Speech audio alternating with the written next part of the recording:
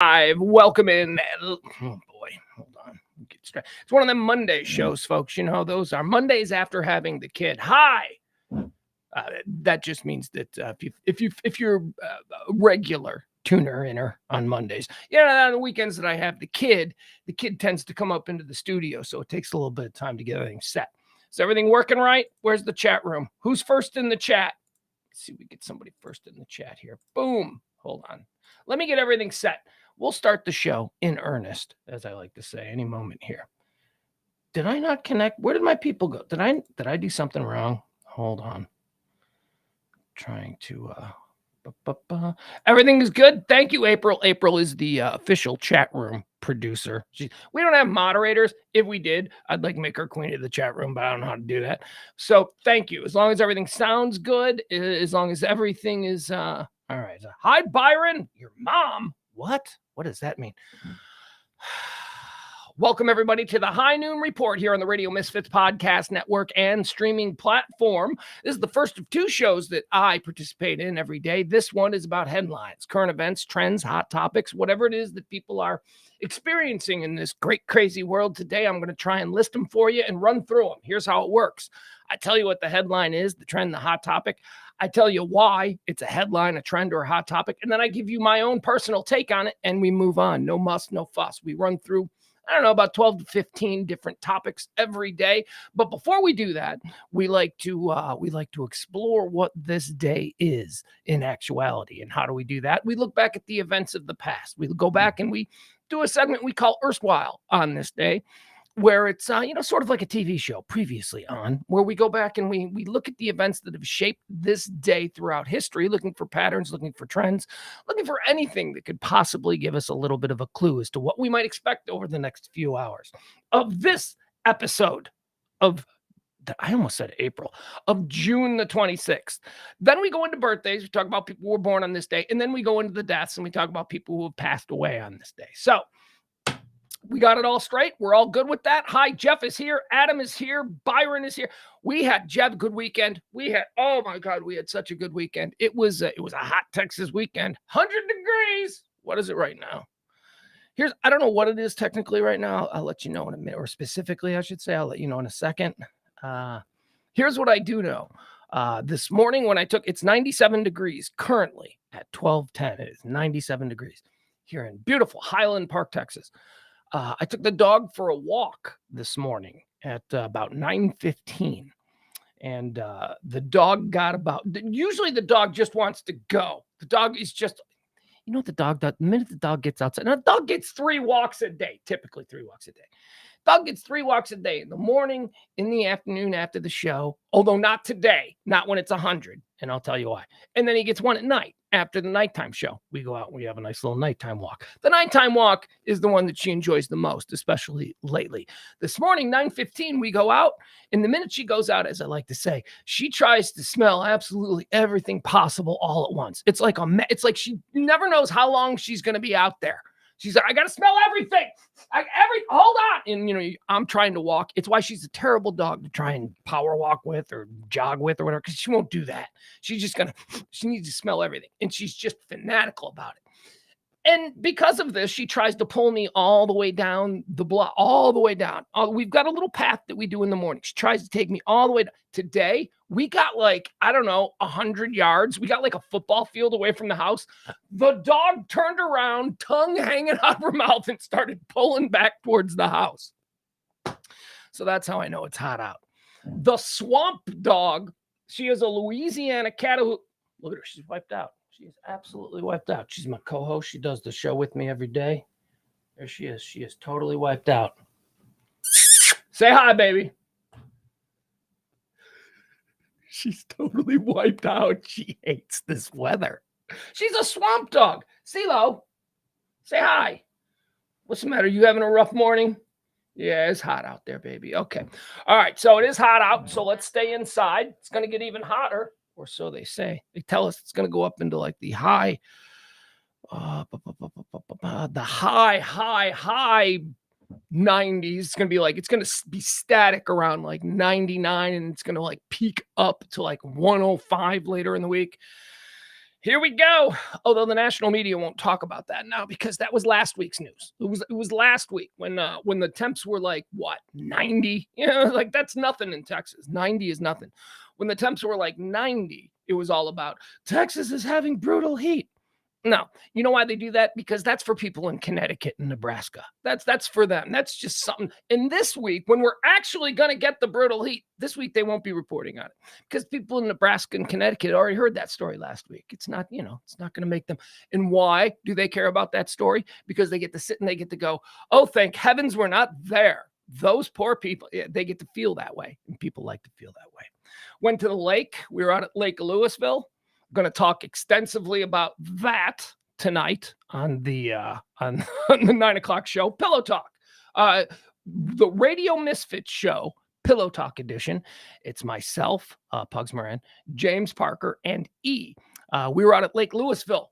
E is always so gracious. He takes everybody out. He's got boats. He's got jet skis. He's got a whole armada of friends out there that they tie. It's just a party. So we all go out there, it's kids weekend. So the kids are all out there and everybody's jet skiing and all that kind of stuff. Trust me, we're going to talk about some of the things that went down this weekend that I observed tonight at 9 o'clock. So tune in for that. He was on his game. He's king. He is the Prince of Party Cove. That is who our co-host on the Radio Misfits show. He is the Prince of Party Cove, and he was in full regalia on Saturday afternoon. God, it was hot. Those days just wipe you out. Just days at the lake where the sun is beating down and everybody's drinking. I don't really drink. I mean, I do drink. I mean, I don't not drink. It's like a cold beer in the lake. That's beautiful, right? But I only, I'm not like people in Party Cove, not necessarily the people we're with, but people in Party Cove are partying. They're like going hard. Like you see people chugging bottle. Oh, it's nuts. All right. So that was our weekend. Hope you had a good weekend as well. The big holiday stretch is coming up. There's going to be a couple of days taken off from this show. I just want to give you a fair warning here. We're going to take a couple of days off. I don't know which days they are, but around the 4th, somewhere in there. So I'll keep you up to speed on that. Here's another thing I want to show you. So when my kid comes up to the studio, he likes to come up to the studio because it's secluded and he's 14. He likes his privacy. I totally get that. And it's kind of a cool studio. This is like a cool little room in this otherwise empty, vacant house. So he comes up here and he plays his VR game or whatever he does up here in the studio. And we got one rule. He's 14. We got one rule. Okay. Don't take your food up to the studio. He's not allowed to bring his food up here. Right? I walk into the studio today. I haven't been in the studio since Saturday. I walk in here today, and this is what I find. An entire box of Lucky Charms hidden underneath the studio. 14-year-old boy. And an entire box of Crunch Berries. Apparently, I know what he's going to say. He's 14. He's going to say, oh, I thought you meant no plates or bowls. So he just took the box. He just brought the box. I'm telling you, man, this kid is either going to be a transformative figure on the world stage or a bank robber. He's just a great con man in Vegas. I don't know which. It's going to go one of those ways. All right, what do you say we get started with today's show? Today's show is, of course, brought to you by you. So if you are in the business of tipping, drop a tip in the Cash App or in the Venmo. That would be greatly appreciated. This show is entirely funded by you, the fine listener. Also, how about if you're looking for some CBDs and some gummies, some Deltas, whether they're, I don't know, whether they're Delta 8s, Delta 9s, all that stuff. You can get it all at Sacred Oils, our good friends at Sacred Oils, 13740. Midway Road in Farmers Branch, Texas. That's 13740 Midway Road in Farmers Branch, Texas. Get your butt down there. Check it out. Tell them Pugs 20. 20% off. They'll give you 20% off. These are CBDs. These are edibles. You want to get high? Get you high with the edibles. Get you high with the flour. They got flour there. They sell it. Yeah. It's all legal. It's a store. They're all over the place. You see these CBD smoke shops all over the place, right? So what I'm asking you here is if you're a listener of the show, maybe you don't engage in that. Maybe that's something you've only recently started to hear about. You're learning about it. If it's something that you want to try out, please try it with Sacred Oils at 137.40. Give them your business just because they're helping us to keep doing these shows. So thank you to them. Pugs 20, you get 20% off also. There you go. You get 20% off whatever it is you're buying. All right. Should we get started? We should get started. All right. Today is Monday. The High Noon Report for June the... Okay. Okay. All right. Woo, I just panicked. You know how I do sometimes. I accidentally put the wrong date here. I put the High Noon Report for 6/25, which was yesterday, which would have caused me to like panic because I would have prepared an entire, erstwhile on and birthdays and segment based on the wrong day. But no, turns out that was just me. That was just a mistake. Oh my God. Thank God. I just panicked. What the hell's I don't want my coffee. I don't want hot. I mean, I'll take a sip of the hot. Why not? But I want the cold. Oh, jeez. There we go. Knocking over my CBD bottle. All right. We're good to go. Dustin is here. What's up? Saying hi to people as they come in. Adam Reyna says the excessive heat will burn off the humidity and our dew points have dropped significantly. Nerd. I don't even know what you're talking about. Dew points. Today is June the 26th. It is a Monday. Today is the 177th day of the year. There are 188 more of these remaining. So get those New Year's Eve plans started. Let's go back in history. Let's play a little game that we like to call Erstwhile on this day. Hold on. Gotta find the erstwhile. There it is. Boom. Erstwhile on this day. This is where we take a look back at history and just see what happened back then that maybe happened a few years later, and then a few years after, rhythms, patterns, that kind of thing, and also just trivia, just fun facts. We do this just for fun. On this day in 1794, the French Revolutionary War, the Battle of Fleurus, F-L-E-U-R-U-S, Fleurus, battle, the French Revolutionary War. It was the first time on this day in 1794, wrap your mind around that, 1794, first time on this day that military aircraft were used successfully. Hot air balloons. They used hot air balloons. And I don't know if this is the first time, like, didn't the Chinese and stuff have hot air balloons? They might have been using balloons to drop stuff on people from above, but whatever. But anyway, as far as we are concerned, it was on this date in 1794, the first use of military aircraft by the French army during the French Revolutionary War. Balloons. 1917, on this day, we'll jump forward. World War I, the American Expeditionary Forces begin to arrive in France. Over there. Started today. Well, that started, but we arrived. We're like, we're here. They didn't think much of us either. We were World War I American soldiers. They were like, get to the back. They were like, but no, we proved our mettle in World War I, and then we shows them in World War II. On this day, 1917, American Expeditionary Forces first arrive on the battlefield for World War I. On this day in 1945, the United Nations Charter is signed by 50 allied nations in San Francisco, California. I was on this day in 1945, the beginning of the UN. On this day in 1953, Lavrentiy Beria, head of the MVD, is arrested by Nikita Khrushchev and other members of the Politburo. All right, are you ready? You ready to get into some stuff? Do you know who Lavrentiy Beria is? Beria is Beria. I'm a Russian history. I'm a Cold War freak, but I loved all my Russian history classes in high school, and then I took a whole bunch of them in college because that country has some crazy stories that we weren't really exposed to because of all the years of the Cold War. We didn't really glorify or mythologize anything about Russia. It was all just bad, and ugly women. Remember that? Remember in the 80s when they tried to make us think that all Soviet women were ugly, and then the Iron Curtain came down and like Hollywood was filled with the most fabulous Eastern European porn stars we ever saw? Well, like, wait, I thought they were all ugly. Holy cow. Yeah, that happened. They lied to us. Propaganda. But remember what was it? The Wendy's commercial? Soviet fashion show. Evening wear. And it was all these like fat ladies with like the same gray outfit. Anyway. Back then, that was the idea. Beria, however, was one of the guys who I was most fascinated by when I started to try and learn all I could about Russia. and Beria. Okay, so who was Beria? So Beria was in charge of the secret police. Beria was in charge of basically everything. He was like the ministry. He was the chief minister of the interior under Stalin. Now, what Beria is most famous for doing is creating all the gulags and Siberia and putting just countless amounts of people to death. Everybody talks about how Stalin is the madman and all that, but let's not kid ourselves. Stalin was the guy at the top. Stalin was the figurehead. Certainly, Stalin approved all of this, but Beria was the guy who was actually slaughtering people, committing genocide. So after Stalin dies, there's this three-headed monster called a troika that rises up in the power vacuum in the Soviet Union. Now we're talking about 48, 72 hours after the passing of Stalin. There's a great movie from a couple of years ago called, I think, Stalin is Dead.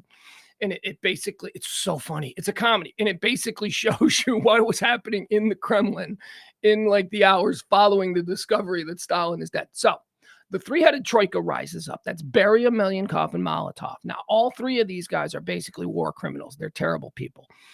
They decide that they're going to run the country, but really Beria, who is this monster, is kind of the guy trying to be in charge. He's kind of the guy that eventually sees himself as the successor to Stalin. He was one of Stalin's right-hand guys. Out of nowhere comes this coup.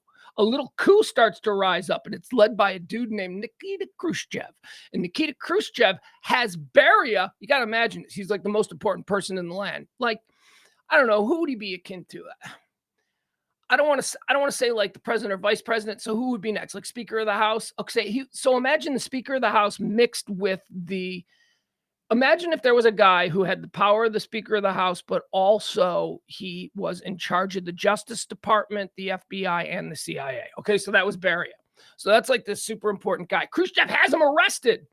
And then they kill him because he was a bad guy. He was a bad guy, and he was going to take the country in a really bad place. Now, when I say that Beria was a bad guy, let me read you some of the things that Beria was famous for doing. Okay, now we know. Look, I'm not even going to talk about the death camps and people being sent to Siberia for their lives and all the gulags that he built or the genocide that he perpetrated against the people of Eastern Europe, because he did. Entire villages just wiped out on his orders. He was a monster.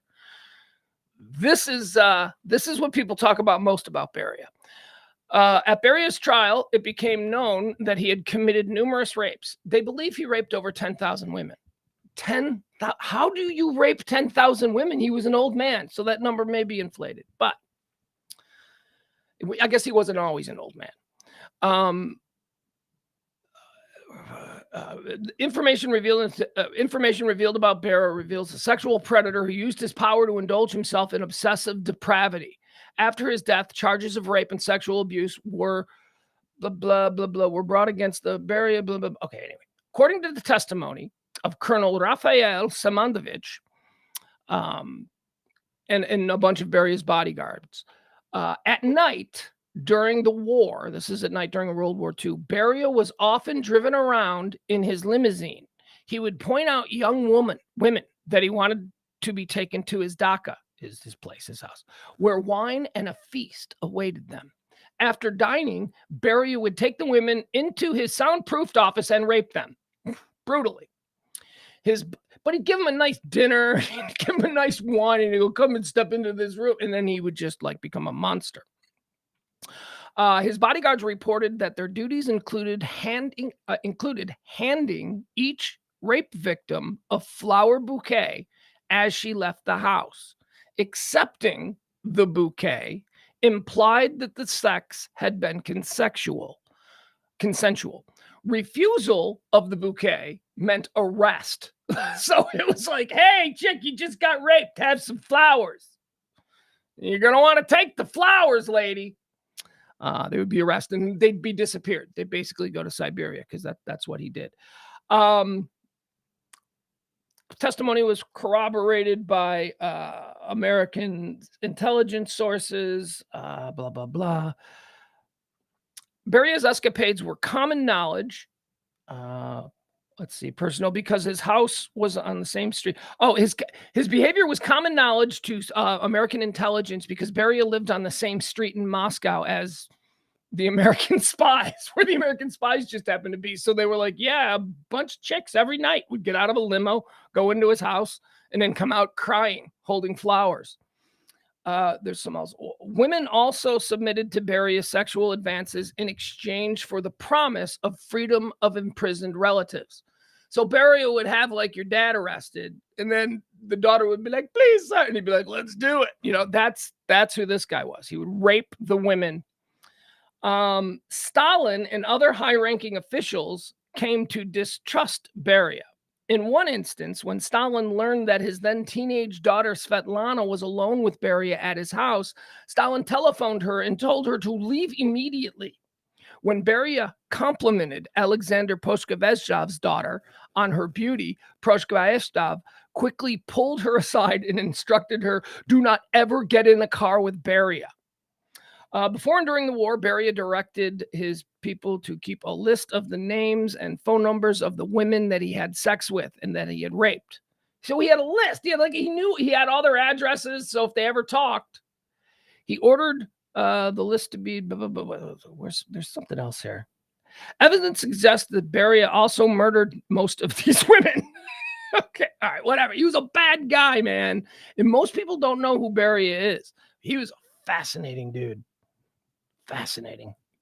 A monster. Don't get me wrong. Monsters are interesting because they're so outside of what we expect from humanity. But man, on this day in 1953, they arrested him and he was dead like in a couple hours because they couldn't leave that guy alive. It's not like a James Bond movie. You know, I've got you. I want you. No, you can't do that. You got to kill Beria right away. And they did.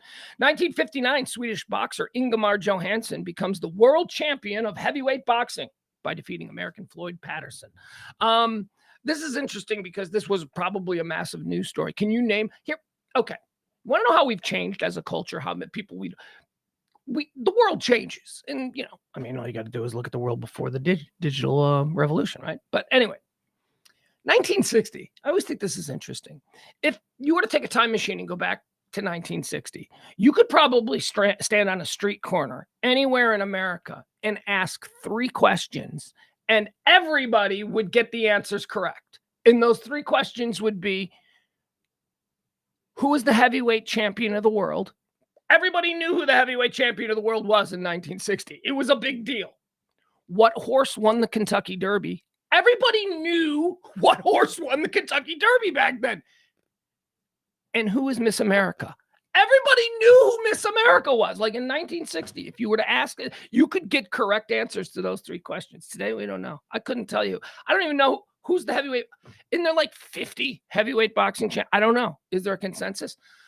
Kentucky Derby? Not a chance. We covered it. We covered the Kentucky Derby. I couldn't even tell you who won the race. I don't even know. And Miss America? Are you kidding me?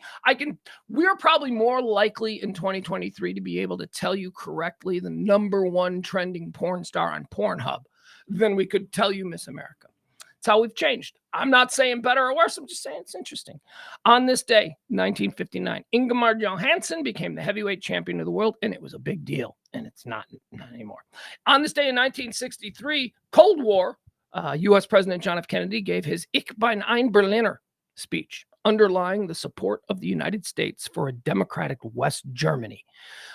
This is where he went to, the wall. Was there a wall there when he did it? I think he did. I don't know. It was the early days of the partition of Berlin, which we, I think, talked about the other day.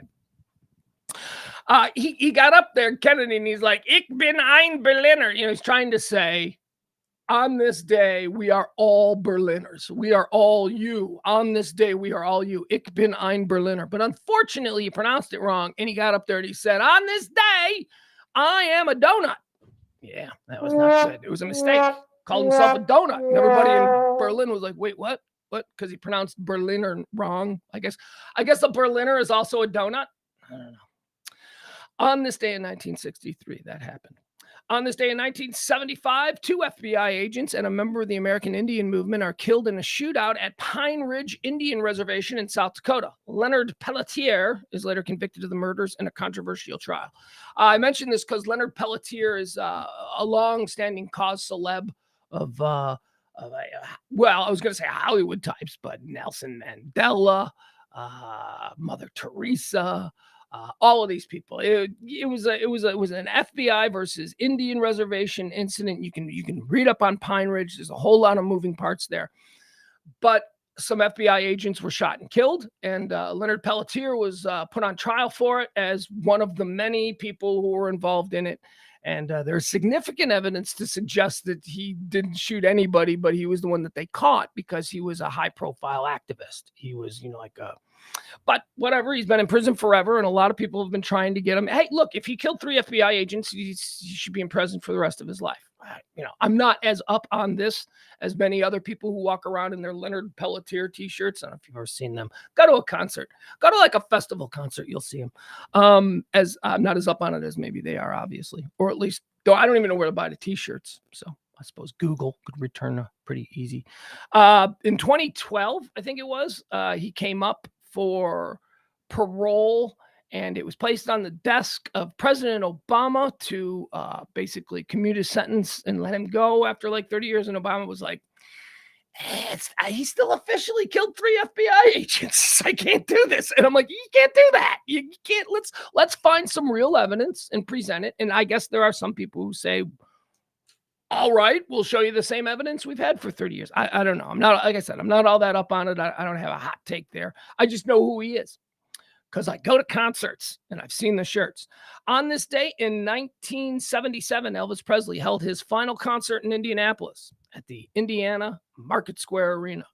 So when did he die? He died in August, right? He died in August. So I guess he played the concert in Indianapolis, and then he took a couple weeks off and then died in August. Yeah. This concert was supposed to be absolutely terrible. This concert is actually pretty well documented. Well, certainly because it's his last concert, but also because it was magnificently awful. Like he was really in bad shape on this night. He was blabbering and he was forgetting lyrics and he was just sweating and gross and really heavy. It was a sad end. This day, 77, Presley holds his last concert. On this day in 1997, J.K. Rowling publishes her very first Harry Potter novel, Harry Potter and the Philosopher's Stone. How'd that work out for her? Pretty good, I'm guessing. On this day in 2003, the United States Supreme Court rules in Lawrence versus Texas that sex-based sodomy laws are unconstitutional. Butt sex. So the Supreme Court said, hey, butt sex is fine. It's not illegal to do butt. That's basically what this is. Butt sex was.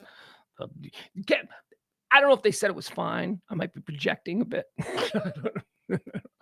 To me, I'm not great at math, and I'm not great at so I just don't know how that would work with me. I know,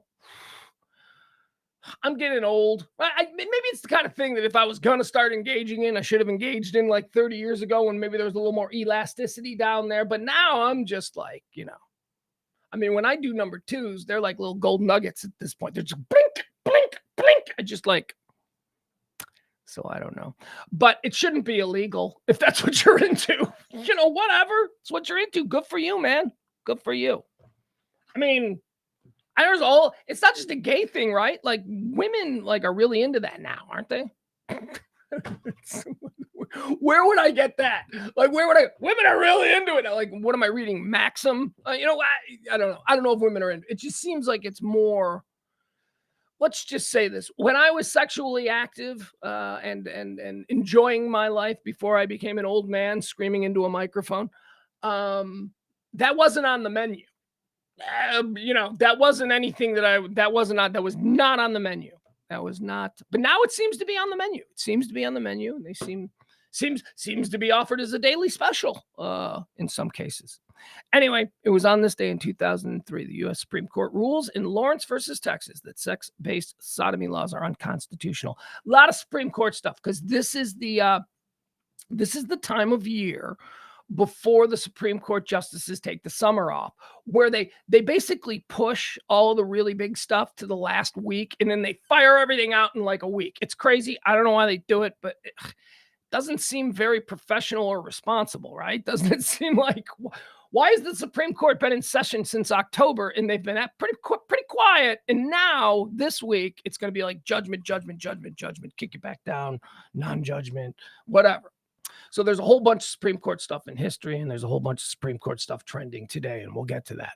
On this day in 2015, the United States Supreme Court ruled 5-4 that same-sex couples have a constitutional right to marriage under the 14th Amendment of the United States Constitution. This was, of course, the ruling by the Supreme Court that made it possible for Barack Obama to do that executive order. Gays can be married. What do you? Again, this is another one of these issues I never understood. What do you care? This is it what do they say?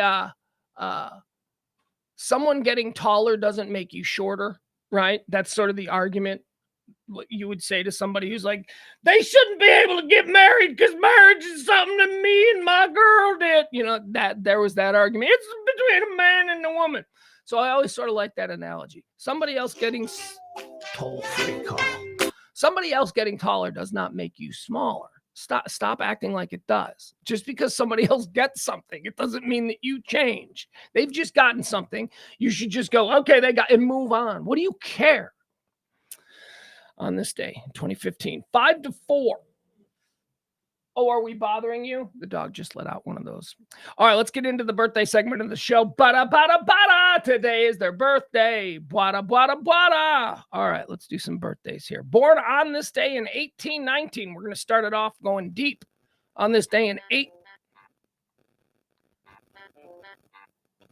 Why is it You hearing that? Why is a toll-free call leaving me voicemails? That's weird. Probably a bill collector. Oh, man.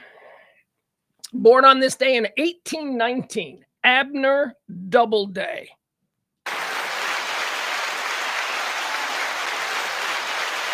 What is Abner Doubleday famous for?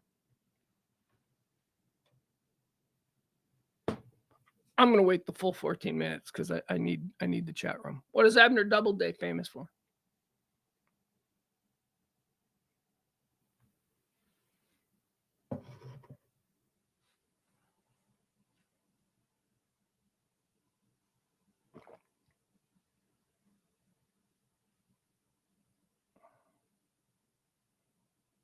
Frank says we should also have plural marriages like the Muslims.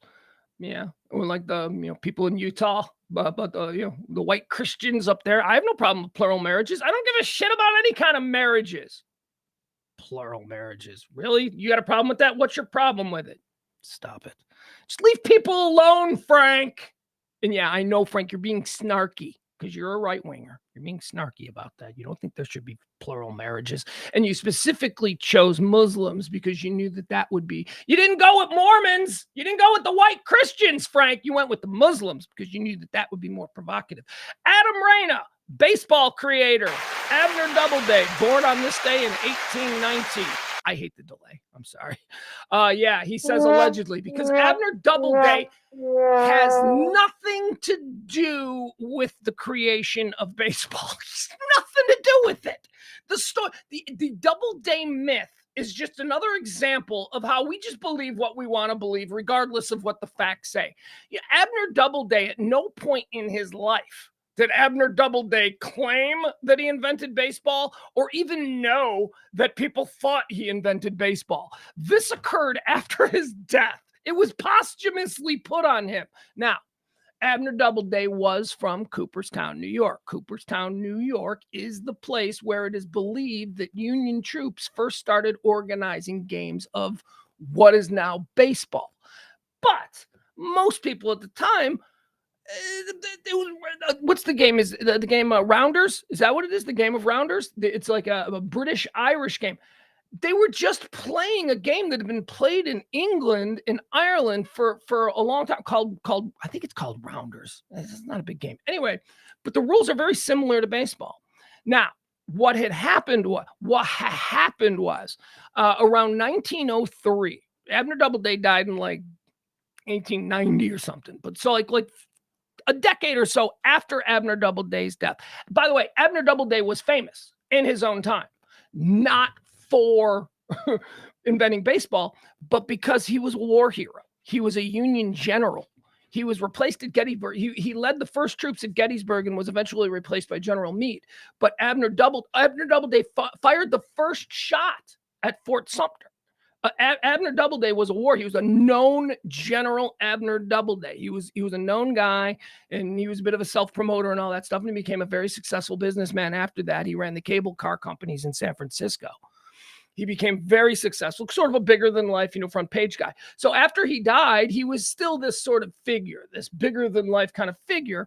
And it became very much the topic of conversation of where baseball came from. In the early 1900s, around about 1905 or so, baseball was beginning to really take off. And so there needed to be some kind of a mythology about where baseball came from because at the time, Americans still freaking hated the English. And even though it was obviously a sport that came from England, it was rounders, we just adapted it with a couple of different rules. They decided that they needed a different origin story. So in 1905, about 15 years after the death of Abner Doubleday, a New York newspaper, the New York baseball writers all got together and created the story of Abner Doubleday leading the field in Cooperstown because they knew that baseball had played. The earliest documented games were in Cooperstown, New York. That's why the Hall of Fame is there. So they knew it was Cooperstown. They went and they looked for somebody, some famous figure that they could attach who was from Cooperstown, who could theoretically have been in that area at that time, and they came up with Abner Doubleday. And that's how Abner Doubleday was posthumously given the title of guy who invented baseball. But he didn't. It's just a game that adapted over time. On this day in 1909, speaking of Elvis's last concert, on this day in 1977, on this day, born in 1909, Colonel Tom Parker. That's right. Colonel Tom Parker, Elvis's manager, not a colonel. He was a foreigner. And so he was a foreigner. He was a con man. He was a Dutch con man, and he got ran out of his country basically. And he came here and he reinvented himself. Now he specifically set himself in the American South because he had a Dutch accent, and he recognized that when dealing with people in New York and Los Angeles, where the entertainment business was, because he wanted to be an entertainment manager, he realized that these New Yorkers who had all the money really couldn't tell a Southern accent. So because they weren't used to it, because they were New Yorkers. So Colonel Tom, with this like Dutch accent, was able to fake like a Kentucky accent with it. It was a weird thing. It was like, if you heard Colonel Tom speak, you're like, what kind of accent is that? But he was able to play it off as being all-American Southern boy, not Dutch con man on the run. And that was and then he also became a colonel. He said, I'm Colonel Tom Parker, and created this whole story about how he was a colonel. Not a colonel, it's a con man. Happy birthday to you, Colonel Tom. You gave the world Elvis Presley and took all his money. You know how much money? Elvis Presley should have been worth billions, but he wasn't. He was worth millions. He was a rich guy, but Colonel Tom was a super rich guy. Born on this day in 1909, Colonel Tom Parker. Born on this day in 1950, how about Paul Castellano? Big Paulie Castellano. Big Paulie Castellano was gunned down not on this day. He was born on this day, but he was famously gunned down. His life ended in 1985 in front of Sparks Steakhouse in New York City. Paulie Castellano, fascinating. I'm a mob geek. I love all this stuff. Paulie Castellano, he took over for Vito Gambino. Okay. So Vito Gambino was running the Gambino crime family, and Vito died, and Paulie was his right-hand guy, but Paulie was not a street guy. Paulie Castellano was a businessman. Paulie Castellano wore suits and trench coats and had dinner at fancy places, and he was out and about, and he didn't do anything illegal. And Paulie Castellano took over for Vito Gambino and immediately began running the mob like a business, the way it would be run for years and years after that. No more petty street beefs with blood on the sidewalk, right? No more of that stuff. Nothing that draws attention of police.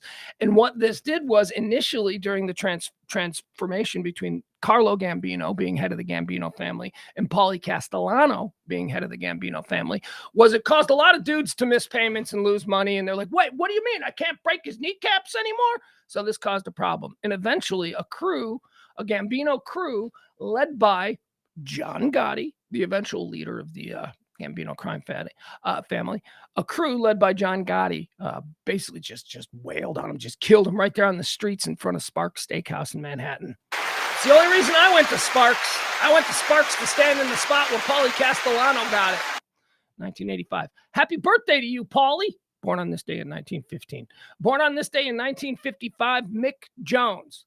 If I had my tongue, yeah. Mick Jones. Clash, Big Audio Dynamite. Love Mick Jones. Destination Nowhere. I played a Big Audio Dynamite song for my kid. I mean, I didn't play it for him. It was on. It came on. I wasn't like, you gotta hear this. I mean, I do that with a lot of music for my kid, but I didn't do it in this case.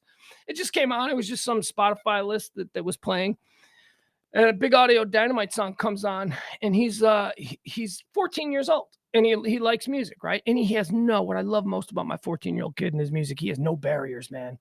He doesn't care. If there's some kid, that's stupid music, he's like, man, you know what? I like it. He's like really open musically, likes everything. Nothing. I always say that about him because when I was his age, that was not me.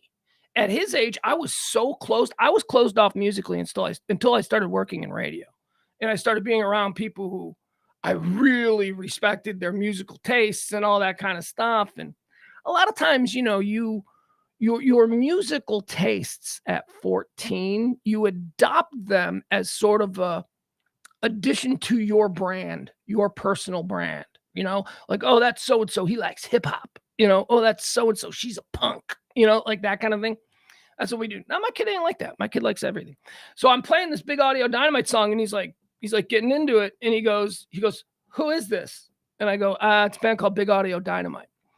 And he goes, oh, okay. He goes, are they on Spotify? I go, yeah. I go, why? He goes, no, I like them. I'm like, cool. I'm like, that's cool. My 14-year-old kid is like into Big Audio Dynamite. And then I really blew his mind when I told him it was Mick Jones from The Clash, because he knows about The Clash. He's known about The Clash since he was 5, 6, 7 years old. He was getting inundated with Clash music from the time he was little. So he was like, really? That's Mick Jones? And I'm like, yeah, that's Mick Jones. Happy birthday, Mick Jones. Born on this day in 1955.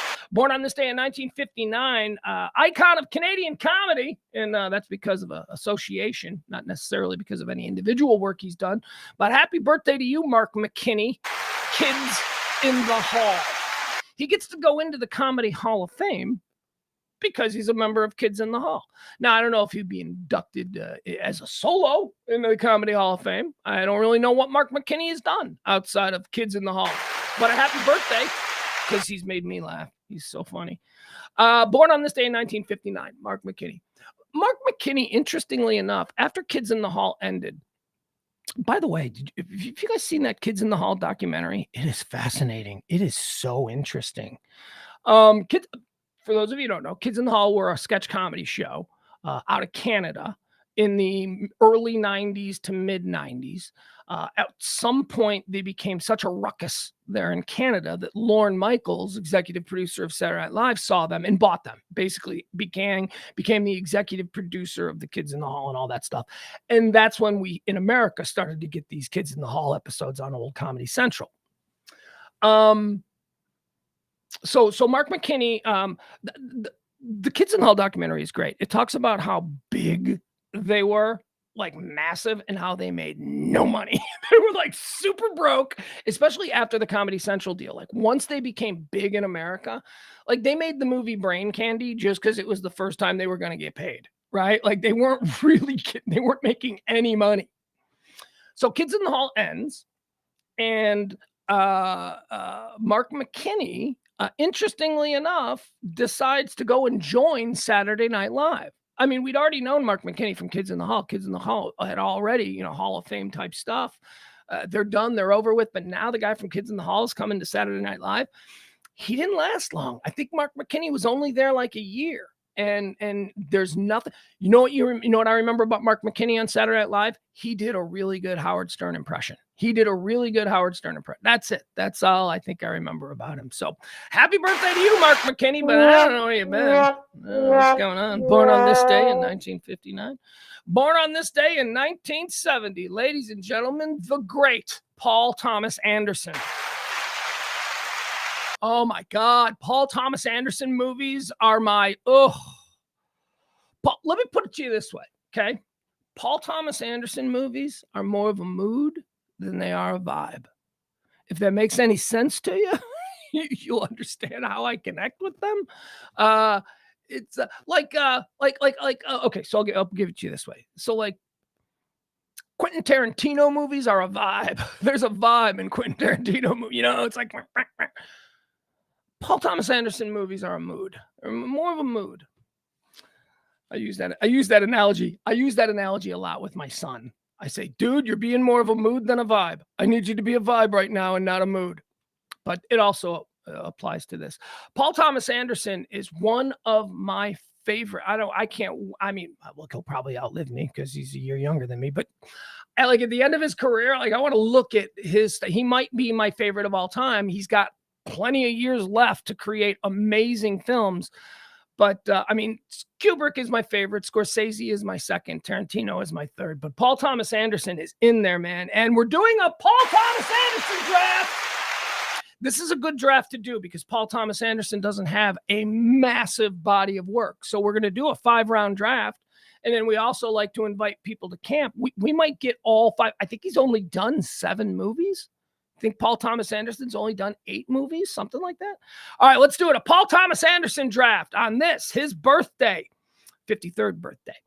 Number 1, the first pick off the board in the Paul Thomas Anderson Director Extraordinaire Film Draft.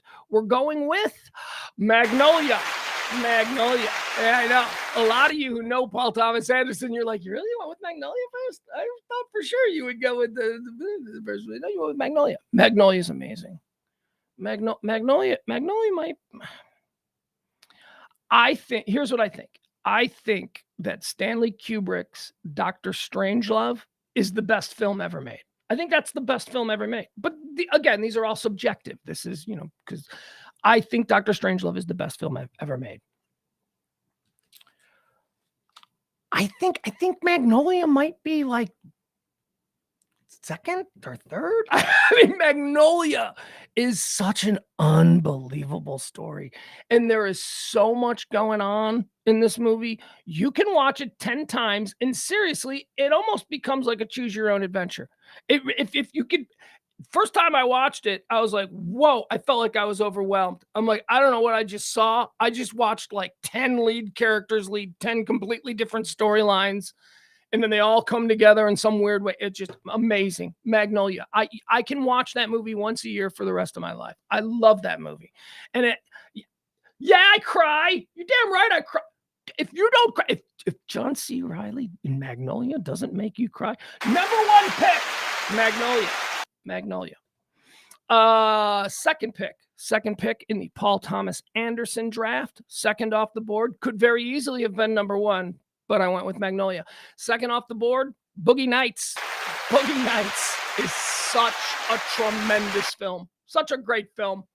There's so much joy in that movie. There's so much depravity and sadness, but the viewer receives so much joy watching that movie.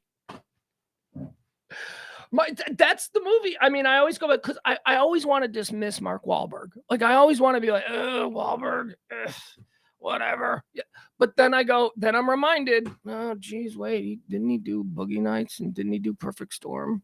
You can't dismiss Mark Wahlberg. He's done some good stuff. And Boogie Nights is definitely high atop the list. Also, John C. Reilly. Look, if you love John C. Reilly, nobody knew how to make John C. Reilly not do comedy like Paul Thomas Anderson. John C. Reilly, well known for all of his, Will Ferrell films, whether it's Step Brothers or Talladega Nights or, Walk Hard. John C. Reilly is like a comedic actor.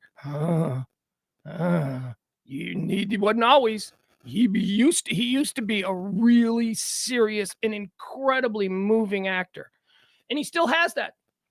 It just seems to be when he works with Paul Thomas Anderson. All right, number 1 pick is Magnolia. Number 2 pick is Boogie Nights. Let's continue the Paul Thomas Anderson draft. Number 3. It's another great one. This is another film that makes my top 10 list of the best films. I'll drink your milkshake. There Will Be Blood. Oh, my God.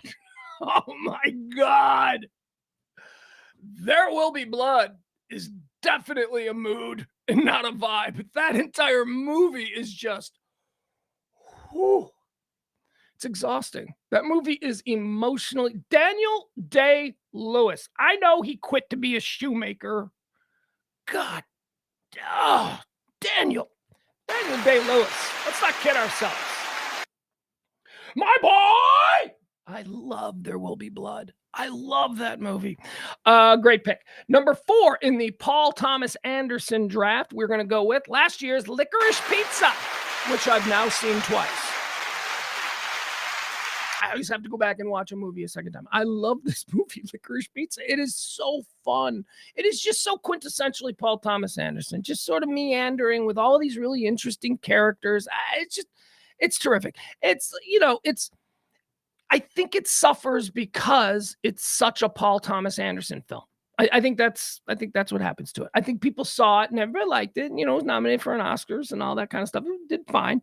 But it felt like a Paul Thomas Anderson film. So it was like, oh yeah, that's a Paul Thomas. So it doesn't really stand out, but man, Licorice Pizza, number 4. I really like that. Number 5, the final pick in the official 5-round Paul Thomas Anderson directorial draft. We're going to go with his first. We're going to go with the first movie that I ever saw that was Paul Thomas Anderson, Hard 8. Hard 8. Have you ever seen it? It's a gambling movie. It's Philip Baker Hall, he plays the old man in all Paul Thomas Anderson movies. He was the creepy porn producer who was, into young boys and Boogie Nights. He was that guy. Very funny actor. It's him and John C. Reilly. And he plays Sidney. Philip Baker Hall plays Sidney, who is this sort of powerful, wealthy, older, gambling kind of guy. And John C. Reilly plays this kind of loser dude down on his luck who Sidney adopts and basically shows. And Gwyneth Paltrow's in it. Hard 8, man. Most people have never seen it, but Hard 8 is the movie that Hollywood saw and went, holy shit, what's this guy's name? And somebody went, Paul Thomas Anderson. And they went, yeah, Hard 8, great. Okay, so of his remaining films, here's what I wrote down just quickly. Phantom Thread is absolutely going to get an invite. Phantom Thread is a great movie. I just don't rate it as high as Magnolia at 1, Boogie Nights at 2, There Will Be Blood at 3, Licorice Pizza at 4, and Hard 8 at 5. But Phantom Thread is absolutely going to get a look at camp. Very, very possibly is going to make the team. The Master. The Master was the Philip Seymour Hoffman film where he basically played L. Ron Hubbard. Remember, The Master was the very controversial film that was supposed to show you the rise of L. Ron Hubbard. I hate that movie. It's like, everybody needs a mulligan, I guess. And when I look at Paul Thomas Anderson, I don't hold The Master against him because his body of work surrounding it is so great. Everybody's allowed to just, have something that doesn't quite work. And The Master just didn't quite work. And the other one in his film catalog is Inherent Vice from about 10 years ago, I guess. I think it's Joaquin Phoenix is the star of Inherent Vice. I've never seen it. And I know that I've never seen it. And it's one of those movies that I go, oh shit. One night when I don't have anything to do, I need to watch Inherent Vice just so I can say that I've seen all the Philip P.T. Anderson's films. I haven't seen it, but I was just reminded that I hadn't seen it today. So who knows? Maybe tonight I'll fall asleep watching Inherent Vice. There you have it. That is the Paul Thomas Anderson draft. Incredible filmmaker in the prime of his career right now, cranking out beautiful things. Born on this day in 1970. Okay, so here's a weird little thing. We're gonna give you a umbilical triplets. Usually we do umbilical triplets, and 2 of them were actually born in the same hospital on the same day. How weird is that? And they're not twins. That's because this would be a Chicagoland area celebrity umbilical triplet celebration. Born on this day in Evergreen Park at Little Company of Mary. That's where I was born. I was born at Little Company of Mary. Me and Sean Hayes. That's right. I love Sean Hayes. Sean Hayes is Jack from Will and Grace, which, I watched Will and Grace, but it wasn't like, it wasn't must-see TV for me, but it was a funny show. I liked it. And I certainly liked him. I thought he was really funny in it. Played Jack. Jack was crazy. The reason I really like Sean Hayes is because Sean Hayes is now the host of my favorite podcast that I listen to, Smartless. I don't know if any of you guys listen to Smartless. Smartless just makes me when I listen to Smartless, so the other day I told the story about Brian Wilson when he recorded Pet Sounds. Brian Wilson recorded Pet Sounds, and it was supposed to be the greatest rock and roll album of all time. And he let the Beatles listen to it, and the Beatles were like, man, Brian, this is the greatest rock and roll album of all time. And Brian was feeling really good about himself. And then the Beatles put out Sgt. Pepper, and the Beatles sent Brian Sgt. Pepper and said, what do you think? And it basically sent Brian Wilson into a depressive, because he knew, he's like, I just did the best that I could do. And then they just did something that I could never copy. So that's how Brian Wilson felt. That's how I feel when I listen to Smartless. I feel like it doesn't matter who I do a podcast with. I will never have the chemistry that Sean Hayes, Jason Bateman, and Will Arnett have. And not only do they have this incredible chemistry as friends sitting around talking, but they're also already famous in their own right, and they bring fans to the table, and they're just so, oh, by the way, let's not leave this out. They're also really talented. Like most people who do podcasts, it's just roll the dice. I wonder if they'll be any good at it. Well, with Will Arnett, you could pretty much guess that he's going to be really good because he's one of the funniest comedic actors in the world, right? So you could probably be like, yeah, he's probably going to be pretty good. Jason Bateman with his like deadpan sort of, he's going to be good too. And Sean Hayes is a lit fuse. So happy birthday to you, Sean Hayes. I love Smartless. Such a great show. But we regular people can't compete with that. We just can't compete with it. There isn't a radio show. Well, let's go back to the 90s when you had all these morning zoos and all that kind of stuff. There were every so often there would be somebody on a morning zoo that you'd be like, man, that guy's a mega talent. Here in Dallas, we've got a guy by the name of Gordon Keith, who it's like, Jesus, what's he doing radio for? That guy is like super talented. He should be in Hollywood doing something, right? So Gordon Keith's an example here, but those guys existed all over. I'm telling you that Jason Bateman, Will Arnett, and Jack, Sean Hayes, all three of those guys, if they were doing radio in the 90s, would have been extremely high-paid members of majorly successful morning shows. So it's hard to compete with that. When you try and do podcasts, you're like, how am I going to compete with Will Arnett? Anyway, I love it. I don't compete with it. I just go, I'm glad I'm entertained. Sean Hayes, happy birthday. Born on this day, 1970, Little Company of Mary Hospital. Also celebrating a birthday today, born on this day in 1970, also at Little Company of Mary Hospital, Nick Offerman. Oh, who doesn't like Nick Offerman? Good old Ron Swanson from Parks and Recreation. Hey, look at that. Check that out. Oh, my God. Oh, my God. Is that weird? It's just dawning on me. Nick Offerman is in real life married to Megan Mullally, who in the show Will and Grace was Sean Hayes' best friend, partner in crime, the little crazy twosome of Karen and Jack. Isn't that weird? And Nick Offerman and Sean Hayes. So if you're Megan Mullally today, okay, if you're Megan Mullally today, you have your husband's birthday, who was born at Little Company of Mary Hospital, and you have your acting TV show best friend's birthday, who was also born at the same hospital. That's weird. That's weird, right? Same hospital. Little Company of Mary, Evergreen Park, Illinois. That's where I was born. And also, let's finish this up. Not born at Little Company of Mary, but also born in the Chicago area, born on this day in 1970. Chris O'Donnell. Chris O'Donnell was a huge star. He was going to be like big. Remember how big Chris O'Donnell was going to be the next big thing. And then he played Robin in Batman and Robin. And everybody went, no. That was it. That was his one chance. We ain't really seen him since, have we? There ain't no Marvel roles for old Chris O'Donnell. There ain't no DC universe for Chris O'Donnell. He went away. Anyway, there you have it. Umbilical triplets born on this day in 1970, all in the Chicagoland area, two of them at the very same hospital. Sean Hayes, Chris O'Donnell, and Nick Offerman.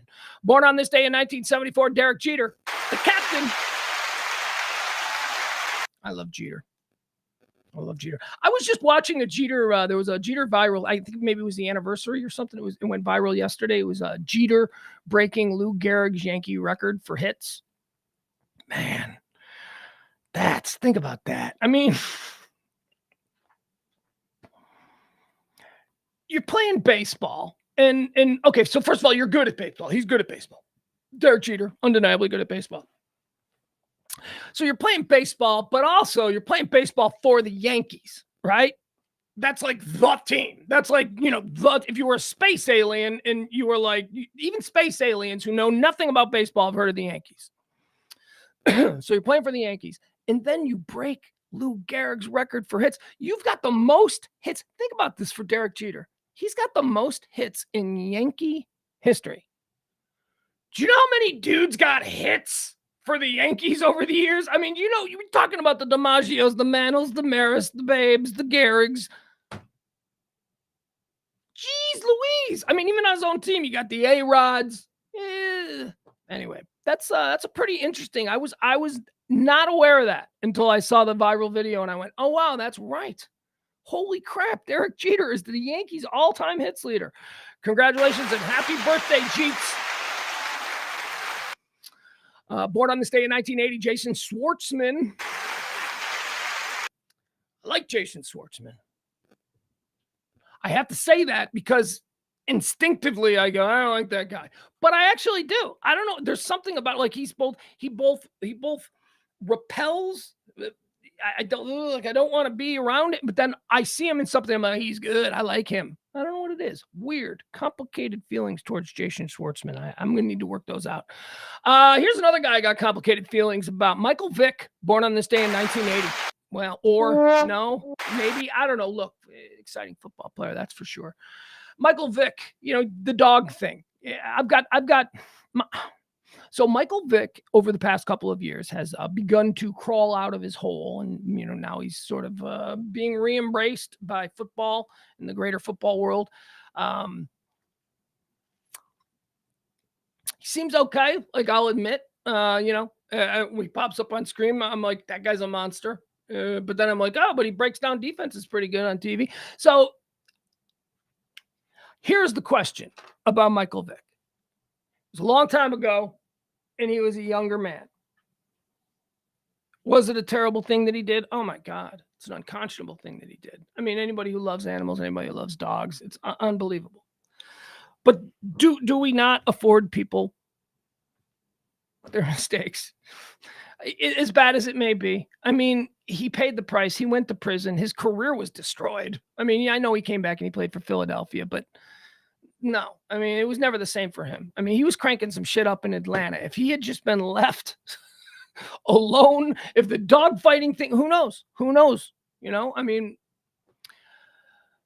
and I don't feel bad for him at all. There's no reason to, because he made these choices. He made incredibly bad choices to do some really disgusting things that were absolutely repugnant to civilized society. And and I'm not just talking about dog fighting, you dumb hillbillies. I don't need you dumb hillbillies going, what dog fighting happens all the time. It wasn't just about dog fighting. It was about the torture of the animals that he did. It was about the evidence of the things that he did. He tried to teach his child a lesson by snapping a dog's neck in front of his child. That's what he did. Okay, so let's just stop about the glorified sport and great grand tradition of dog fighting in America. That's not what this is about.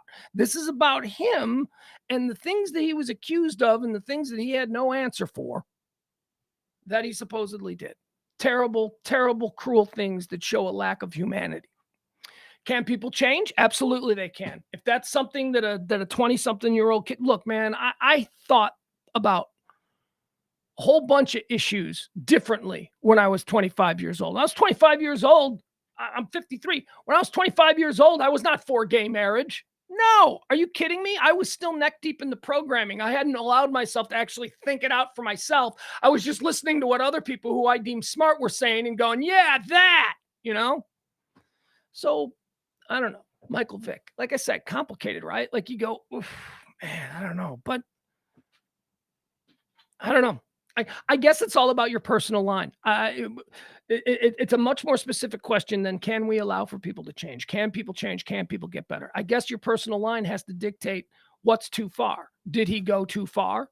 Now, for me, anything with a child is too far.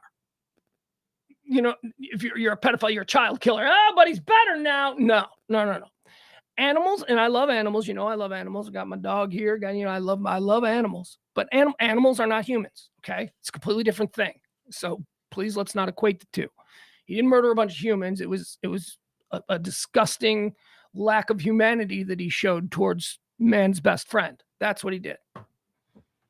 I don't know. Anyway, happy birthday to you, Michael Vick. Spent more time on Michael Vick. You know why? Because I wanted to make sure that I got my full feelings on that out. I don't want to be misinterpreted on Michael Vick. It's complicated. Things are complicated. You just got to think it all through. Born on this day in 1984, one of my all-timers, one of my favorites. Oh my God, there was nobody that I'm not gonna say nobody. It's probably a handful of people that can bring me joy the way Aubrey Plaza can. Happy birthday, Aubrey Plaza. Born on this day in 1984. What has she tapped into? She has tapped into a persona, a brand, a character that she utilizes in her acting that she never seems to break from. Like even on talk shows and all that, she's always the Aubrey Plaza character. And maybe that's not a character. I mean, I don't know. If it's not a character, oh my God. If that's the real her, oh my God, she's the sexiest, funniest chick in history. I mean, if that's really, but I think she's doing this sort of, she's doing this like combination. What was that? What was that cartoon that girls watched in the Daria? She's doing this like combination Daria meets Tuesday Addams meets Winona Ryder from Beetlejuice, and then with like her own thing mixed in. Anyway, Aubrey Plaza, you are awesome. Can I tell you the best thing Aubrey Plaza has ever done? And you've probably not seen it. And I don't know if it's available. It might be available on YouTube. It might be available on actually, you know what? Let me show this to you. I'll show you hey, I don't have anywhere to go today. You guys got anywhere to go? I'm actually, I got something I got to do at 5:00, but other than that, I'm good. Hold on. Let me show you my favorite thing that she ever did.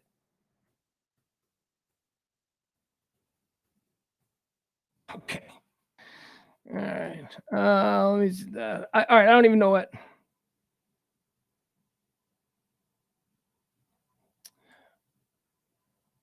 All right. Yeah. All right. We'll watch this. So there was a show. It was a summer replacement show about 10 years ago or so. And it was created by Amy Poehler and her brother, Greg Poehler. Greg Poehler is a comedy writer. And this show starred Greg Poehler. But it was Amy Poehler, executive producer. She was wielding her might from Parks and Recreation, and she got her brother a show that was greenlit. And NBC aired it in the summer. It was like a summer replacement series, around about 2015 or so. I'm not sure. But it was the premise of Greg Poehler starred in it. It was Greg Poehler, and it was his true life story. Apparently, Greg Poehler was a writer who became a manager of celebrities. He became like, when Amy Poehler became really big, Greg Poehler stopped being an artist and started, I guess he had a business degree and all this. So he started handling like Tina Fey's money and Amy Poehler's money and Will Ferrell's money. He started handling all these people's money. Then he fell in love with like a Swedish girl, a Swedish supermodel, and he decided that he was going to give up his business and he was just going to move to Sweden as this American with this gorgeous Swedish model that he married. And he turned that into a TV show. And the TV show is called Welcome to Sweden. And it was so funny. It went 2 seasons. NBC was like, yeah, no, we'll give it another season. It was good. But nobody watched it, and nobody's ever seen it. And I don't know if you can find it on YouTube or if you can find it. It's a fish out of water story, but the performances are so good and the writing is so great. And all of these celebrities appear on this show as themselves. So Aubrey Plaza, when I said it's her birthday, and Aubrey Plaza, this is my favorite thing she's ever done. She did 6 episodes of Welcome to Sweden, where she played Aubrey Plaza. She played herself stalking her former business agent who has moved to Sweden, and she's a psycho, but she's playing herself. So when I said this is my favorite thing, this is a little taste of what it was like. Here's Aubrey Plaza playing herself, stalking her former business manager in the television show Welcome to Sweden. Here we are. Next stop. This better be good. Yeah. It smells like dead people. Aubrey, you gotta start appreciating stuff like this. This is Swedish history. More like Swedish shittery. An ABBA museum? It's like, what if there was a Bee Gees museum? Oh, come on. ABBA was way better than the Bee Gees. Yeah, right. Name one good ABBA song. They had that one really good song. Which one? I forget the name of it. It was... Dancing Queen. No, not Dancing Queen. I said the good songs. The winner takes it all. No, the good song. What was that? That's the I'm dude talking from about There ABBA. is none. Mamma Mia. No, God, you're not helping. You know what? I'm out of here. Why? Where are you going? I'm leaving, okay? What's the matter?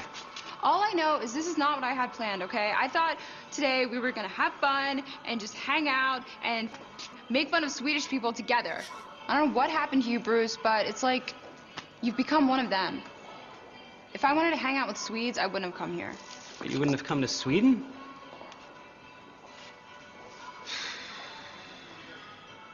Oh, it was Disco Inferno. That was the song I was thinking of.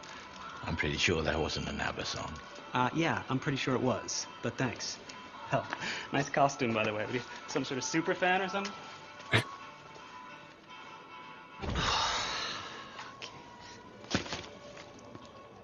Oh, shit, it's you. All right. Well, we don't have time to watch old episodes of Welcome to Sweden, but I would highly suggest if you're an Aubrey Plaza super fan, as I am, find that show. Find the show Welcome to Sweden. It's a sitcom. It's funny. It's really funny. It's interesting. I'm surprised that it wasn't like picked up in the streaming feeding frenzy and get rebooted on Netflix or something, because it's a good show. Aubrey Plaza, born on this day in 1984. Born on this day in 1993. Are you kidding me? She's 30.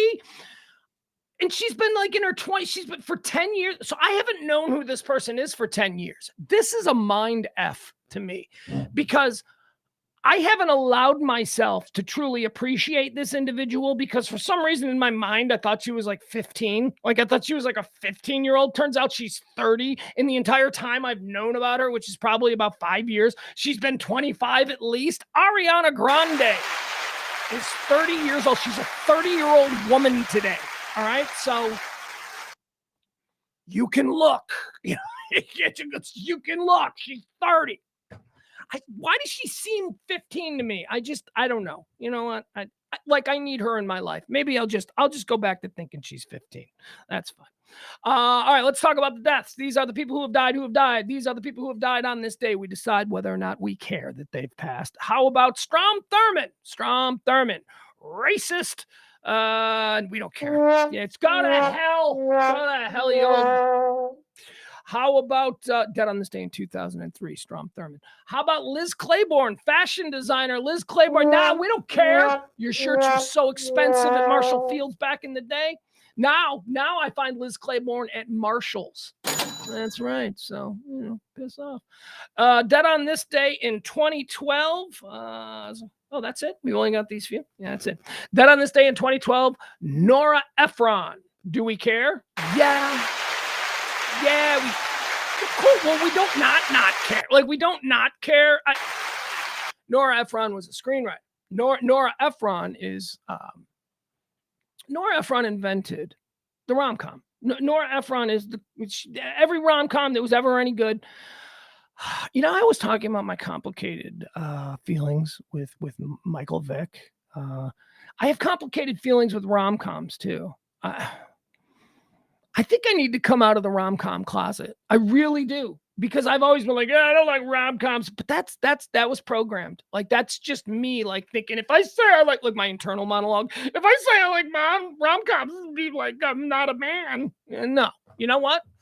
I've been taking baby steps coming out of the rom-com closet. It's been years now that I've declared the greatest Christmas movie of all time is Love Actually.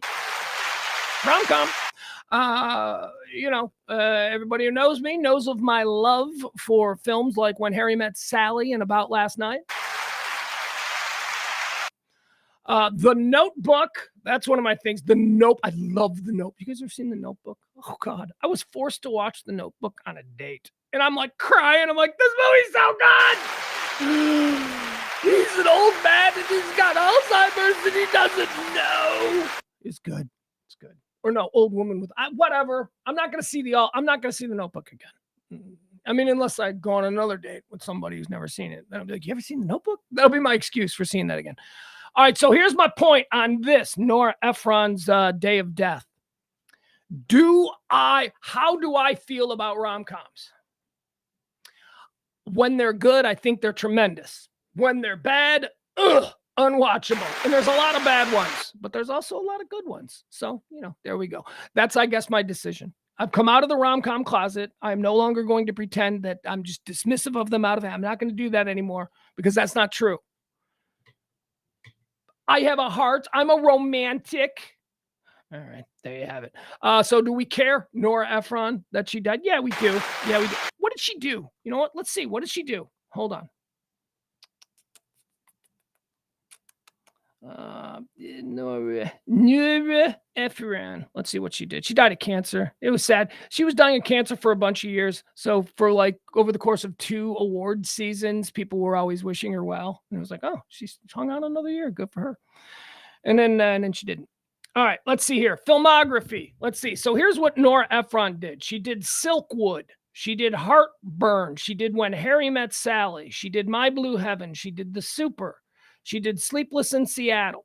She did Michael. Oh, Michael was good. John Travolta is the fallen angel. That was good. She did All I Want to Do. She did, oh my God. Dude, she did You've Got Mail, Sleepless in Seattle, and When Harry Met Sally. That is the holy trinity of rom-coms. Maybe Pretty Woman. Maybe you could slide Pretty Woman in there. All right, there you go. So yeah, we care about her. Also, Dead on This Day in, what year did we have here? 2015. Chris Thompson, television producer. Laverne and Shirley. Okay. So he did a lot of stuff. I'm going to give you a list of stuff that Chris Thompson produced. Okay. And then you tell me if we care or not. Laverne and Shirley. Blansky's Beauties. Now, Blansky's Beauties is a show you may not remember, but it starred Nancy Walker, Scott Baio, and a bunch of scantily clad Las Vegas showgirls. I was like 9. I was like way into it. Blansky's Beauties. So he did that. He did Laverne and Shirley. He did Bosom Buddies. That's right. This is the dude who came up with Bosom Buddies. He did The Naked Truth. He did Action. He did The Larry Sanders Show. He was one of the executive producers on The Larry Sanders. Okay, that's all we need. We care. We care that Chris Thompson died on this day in 2015. There you have it. All right. We're going to do a long show today, kids. We are rolling because now it's time for us to jump into the topics. Okay. Topics. This is where we run through all the hot topics, everything that's trending, all the things people are talking about. Let me quickly see if there's anything that has occurred in the 90 minutes. I got to cut down this first segment. This first segment can't be 90 minutes. Anything big happen? Let me see here. Whoa.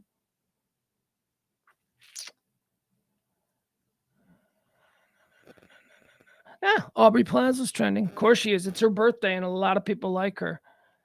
All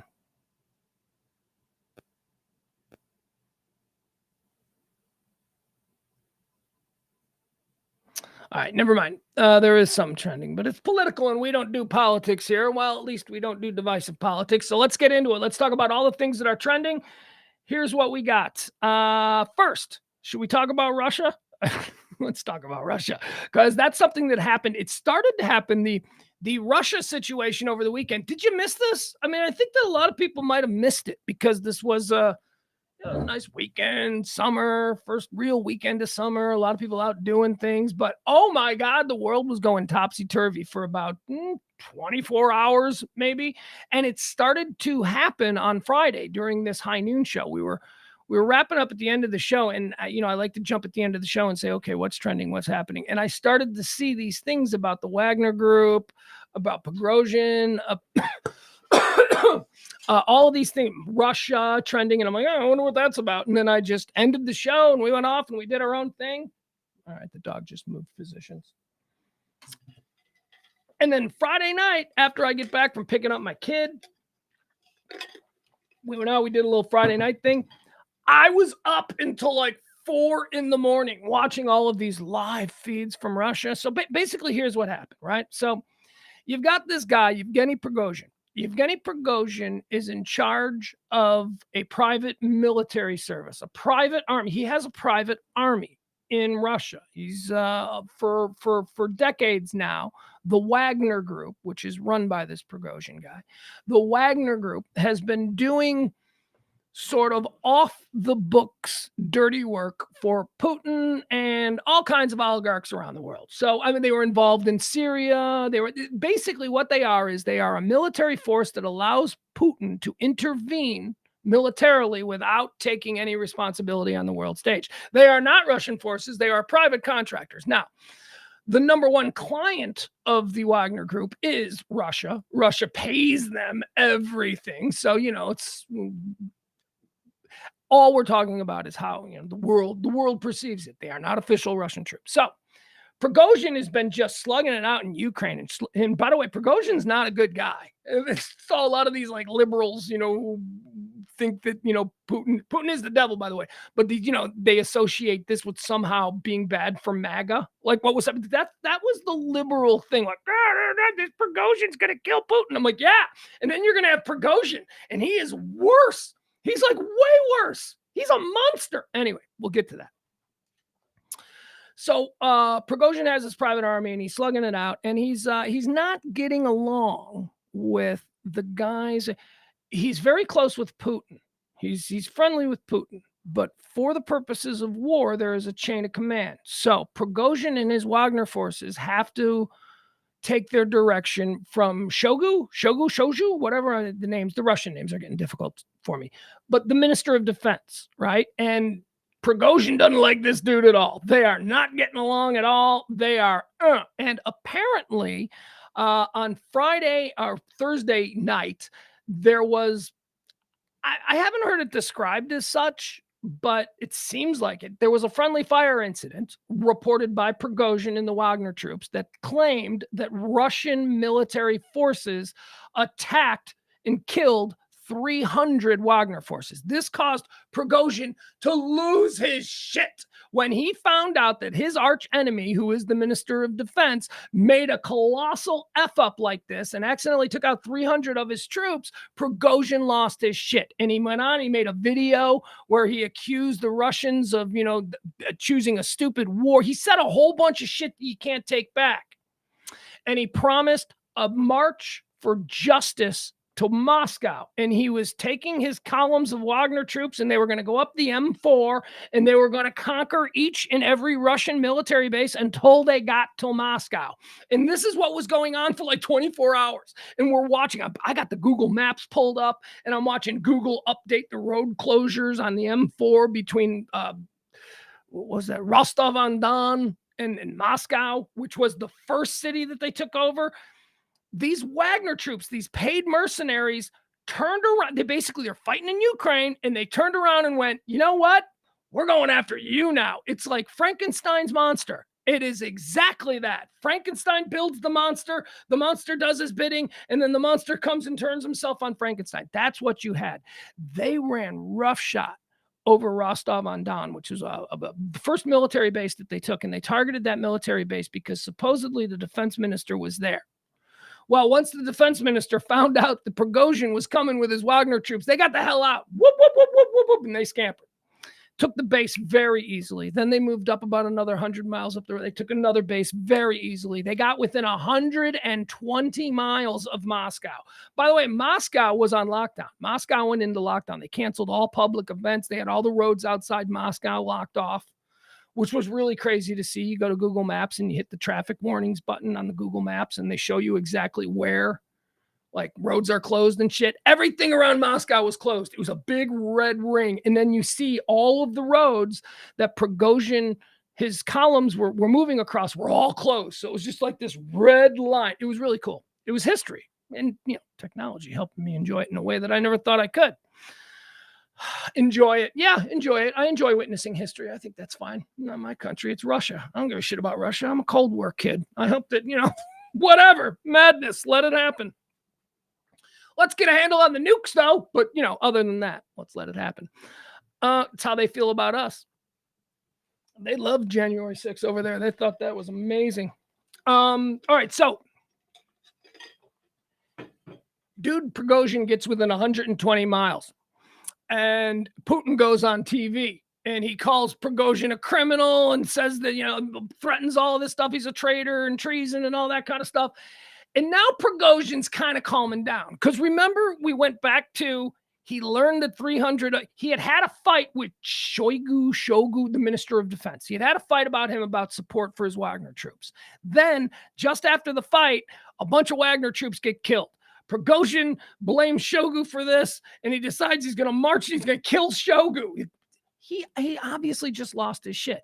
And so by the time 24 hours passed and Putin's now going, you're a traitor and you will be executed and all that, now reality is starting to set in for this Prigozhin guy. And he's like 120 miles outside of Moscow, and his people, they negotiated. They negotiated with the Kremlin, and the Kremlin said, okay, here's the deal, Prigozhin. If you turn your columns around and do not attack Moscow, we will give you exile. You can go to Belarus, and you can go to exile. You can go there. You can keep your troops, too. You can keep your troops. But then Moscow also said, or the Kremlin also said, but any of your troops that want to come over at the same rate of pay and everything, they can come to us. So we don't know how many of the Wagner troops are going to do that. Here's what we do know. Wagner just lost their biggest client.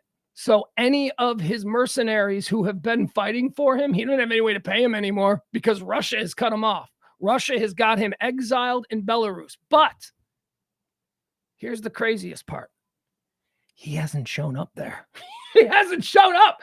They don't know where he is. He's supposed to have been in Belarus by like Sunday morning. He never showed up. He's in the wind, but he's making comments. He's like, now he's kind of being apologetic. He's putting these comments out there on, whatever, the Telegram channel, where he's like, hey, look, this was about justice for those fallen Russian soldiers under my, leadership, blah, blah, blah. He's trying to make it seem like I love Putin. I did not want. Cold water got dumped on him. He was pissed and he was like, let's go. And then he calmed down and he was like, oh shit, what have I done? And that's what happened in Russia over the weekend. Now, where does that leave us? I don't know. But the Wagner troops, as they made, there's videos all over the place. The Wagner troops, as they made their way up the M4 there through the guts of Russia, they were greeted with flowers, and Russians were like, yeah, go get Putin. That ain't good. That is not good. So we'll see. Fascinating story. It's not over. It is not over. This was a real challenge to Putin. This is something that would have been absolutely unfathomable a year ago that anybody could do. I mean, that's how much of an iron grip Putin has over everything. But now you got oligarchs who are getting their boats taken. You got people who are. There's problems. This Ukraine war has caused a lot of problems for the everyday in and out people, not to mention the oligarchs. So, Putin doesn't really have the support that he's had. And now his mercenary fighters are no longer with him. They're not working with him anymore. Oh, the other thing that needs to be mentioned is in 12 hours of this uprising, Prigozhin's Wagner forces inflicted more damage on the Russian Air Force than they sustained in any single day of the war. So, obviously, they shot down, Prigo in 12 hours inflicts the worst damage on Russian forces in a year. 3 helicopters. The Wagner troops shot down 3 Russian helicopters. I mean, this was a real war. This wasn't just the Russians sent in their tanks and they gunned it out and they shot shit out of the sky. Wagner forces shot down 3 helicopters, a plane, and 12 flight crew dead, 39 total dead, because they also killed guards at the Rostov-on-Don military base where they showed up, where they just took the base. They didn't come in like, hey, no, they came in hard, man. They came in hard. They were like, let's go. We're taking this country over. And then a cooler head prevailed on top of Prigozhin. And he went, okay, let's turn around. Let's go back. Imagine being one of his top lieutenants who was going all in, right? So you're like Prigozhin's guy. And you're like right there next to him. And you're like, yeah, we're doing this, right? We're doing this. Because you're also making real serious choices about the rest of your life. If this doesn't go well, they could slaughter your whole family. You'll be looking over, Russia with the, poison pens and, the toxic poisonings and all. You're now Prigozhin's top guy. And then he stops. He changes his mind. I'd be like, oh, you gotta be fucking kidding me. I just got right with my head that we were doing this, Priggy. And now you're telling me we're not doing this. I got to call my wife again. Yeah. Anyway, crazy, crazy situation going on in Russia. Gotta watch it. Gotta watch it. All right, that's the Russian story that was happening over the weekend. Still trending now. People have questions, and why wouldn't they? SCOTUS wanted to talk about this. The Supreme Court of the United States is making all kinds of crazy rulings. For instance, in North Carolina, there was a North Carolina case brought on by charter schools wanting women, female students at all of their schools to be required to wear a skirt. The Supreme Court has said, no, they can wear pants because it's 2023. Women don't have to wear skirts. So there you go. Supreme Court says no. North Carolina schools, charter schools, cannot require female students to wear skirts.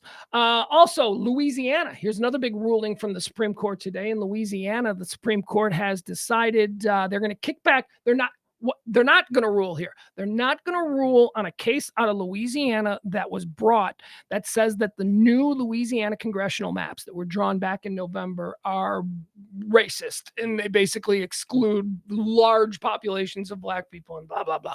So this case went all the way to the Supreme Court, and they were looking for the Supreme Court to basically go, no, that's fine. And the Supreme Court said, nope, that's not fine. And it got kicked back down to an appellate court, federal, what was the number? Anyway, kicked it back to the federal level, who had already ruled that it's not good, that you got to change it. So Louisiana is going to have to look at their electoral map, and they're probably going to lose a congressional seat, or the GOP is going to lose a congressional seat. That's what it looks like in Louisiana. Also, Ohio State, the long-running Ohio State sex abuse case. It's one involving Jim Jordan. You know, Jim Jordan, the guy who basically helped cover up a long-running sex abuse case there at Ohio State on the wrestling team. Yeah, well, this one is fine. This is not good news for Jim Jordan, because all of a sudden what he did is all going to be made public. Washington, the Supreme Court on Monday left in place a decision that allows more than 230 men to sue Ohio State University over decades-old sexual abuse by a university doctor, the late Richard Strauss. 2 cases involving the abuse were on a list of many cases the court said it would not hear. And as is typical, the court did not comment in saying it would not hear the cases. The Ohio State University had urged the court to review a ruling by the 6th U.S. Circuit Court of Appeals that revived lawsuits that had been dismissed. So Ohio State University basically wanted the Supreme Court to go, say that they can't keep suing us because it's too long ago. And the Supreme Court of the United States said, no, we're not going to say that. Boop, none of our business. You guys handle this back in house. So now it is going to go through the court system, and these people are going to sue, and it'll be challenged at the federal level. But what we do know is that now it can't be kicked back up to the Supreme Court, because the Supreme Court said federal, what they rule is going to be what happens. We're not hearing this stupid case. It's not stupid. There were a lot of victims here. And can't wait for Jim Jordan to have to testify on some of these, because in the first cases, much of these cases, many of them were adjudicated back in the early 2000s before Jim Jordan rose to prominence. So now we might get him up there on the stand having to explain why he didn't properly file with the police after a number of his wrestling players, what do they make? Wrestlers. Let's call them wrestlers. After a bunch of his wrestlers went to him and said, look, man, this guy stuck his finger up my butt. This guy is doing this stuff. And Jim Jordan was like, yeah, it's fine. It's wrestling. Come out. Whatever. We'll find out more about that. Not a good look for that piece of garbage. Yeah, he's a piece of garbage. I know I'm not non-divided. I don't even give a shit what political party he is. He's an obvious piece of garbage. And he looks like a dude my mom dated when I was little, and I hated that dude. So forget it. You're never going to get me to like Jim Jordan. How about Canada? This is interesting. We had it all wrong. We had it all wrong about the remember the Titanic thing from last week? Remember all the way back in last week when we were all worried about these idiots in a garbage can trying to look at the Titanic. I said we had talked about how much it cost, and I said that it was the search was up over $120 million. And I started ranting because I'm an idiot. I started ranting about, why are we paying for that? And then I think at one point I even said, why are we paying for it? It should be Canada. Canada should pay for all that. Well, Canada is paying for all of it. It is Canada. It's Canada. It is a Canada thing. I think we all just went off. We got pissed. But Canada, to recoup the money that they spent on this stupid thing, because it all happened. I mean, it was based in Canada. It's a Canadian company. It's, St. John's, Halifax, Nova Scotia based or something like that. Canada is now seeking legal action against the Titan II company, Ocean Gate or whatever. I don't know what's left of that company. You know what I mean? I mean, it's the founder. So who knows what they're going to get, but Canada's going to take them to court and try and get money back or whatever it is. I bet you there's insurance, right? What are we talking about? What is the insurance policy on? Well, it might be, if you're taking down billionaires, it might be a pretty significant insurance policy. I don't know. Anyway, that's Canada. Newsmax is trending. Newsmax, the made up cable news thing that a lot of people watch and pretend is real. Newsmax is, well, here's what I would say. Record some of your favorite episodes, because I can't imagine that Newsmax is going to be around much longer. Newsmax has now been given the Fox News treatment by Smartmatic. Remember Dominion? Dominion went after Fox News. Dominion like brought Fox News to their knees. I mean, we don't have Tucker anymore because of Dominion. Dominion went after Fox News. Was it $8 billion? Was it $8 billion or was it like $48 billion? Was it some? I don't know. Those are both absurd numbers to me, so I don't know which one. But it was like a crippling number that they gave Fox News, and Fox News made all kinds of changes, and of which, stay tuned. Fox News has major changes announced today that we'll talk about. But Dominion crushed Fox News, and Fox News was nothing compared to the craziness they were saying over on Newsmax, and Smartmatic is going after Newsmax. So, there's already legal precedent with Dominion versus Fox News. So get them checked. Chris Ruddy, isn't he the guy who runs Chris Ruddy, the former tabloid guy?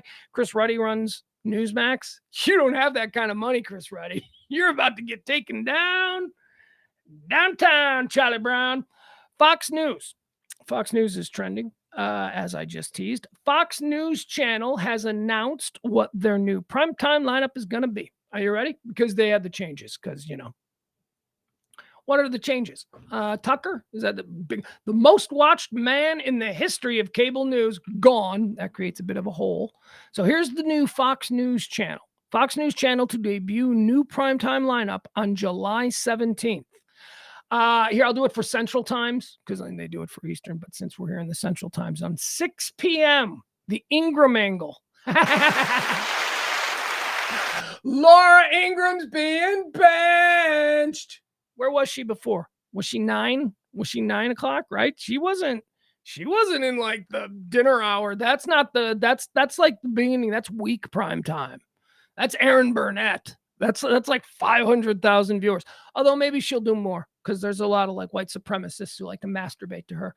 Laura Ingram is going to be at 6 o'clock. How about 7 o'clock? Here's the big news. It's a big bump up. 7 o'clock. This is a good time slot. 7 o'clock is a time, 7 o'clock used to be O'Reilly, right? 7 o'clock used to be, 7 o'clock used to be Bill O'Reilly and Tucker and Jesse Waters. That's right. Mr. Punchable Face himself. Punchable Face himself is getting the big, big tap on the shoulder. Jesse Waters about to show that it wasn't Tucker. It's just that time slot and that vibe. If you can be in that time slot and do that vibe, it doesn't matter if your name is Bill O'Reilly, Tucker Carlson, or now Jesse Waters. You're going to become important. You're going to become powerful. You're going to become, so there you go. We've just created a Jesse Waters monster. You see, you'll see. Watch it. It's going to happen. At 8 o'clock, nothing changes. Hannity, the old son of a bitch, the old warhorse just sitting there with his ruddy face, ruddy Irish face. Hannity is going to stay there in the 8 o'clock time slot. Where he's been forever, right? Hannity's been there for like 30 years. I mean, it was originally Hannity and Combs. Remember that? They gave him like this like inept, inarticulate punching bag to play the left. And Hannity would go. Anyway, crazy. That was back when Fox was pretending that they still. Anyway, so that's at 8 o'clock. And at 9 o'clock, here's another big one. The fastest rising star at the network, Greg Gutfield. Greg Gutfield getting the big 9 p.m. primetime slot. We gonna get wild. I gotta be honest with you. I don't watch Fox News. I don't watch any American stupid cable news stuff. It's a good lineup. And I'm not saying good for me. This is not a personal choice. I'm not saying I want to watch it. I'm saying that's a good lineup.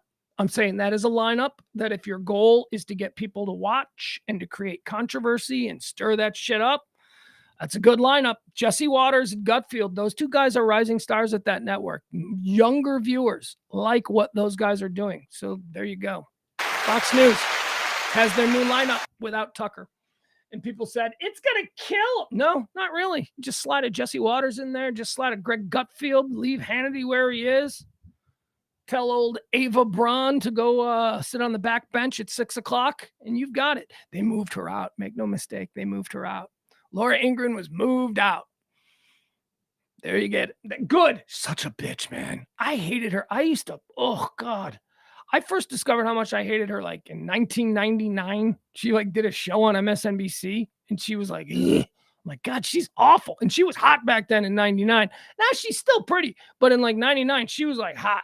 And I was like, man, she is pretty, but she sucks. She just had such a bad attitude. Again, just bad vibe. She's a vibe. She's not a mood. She's a vibe. And it's a bad vibe. Also, Fox News. How about this? Let's say Fox News has got to be crippled. Fox News is back to being number one. That's right.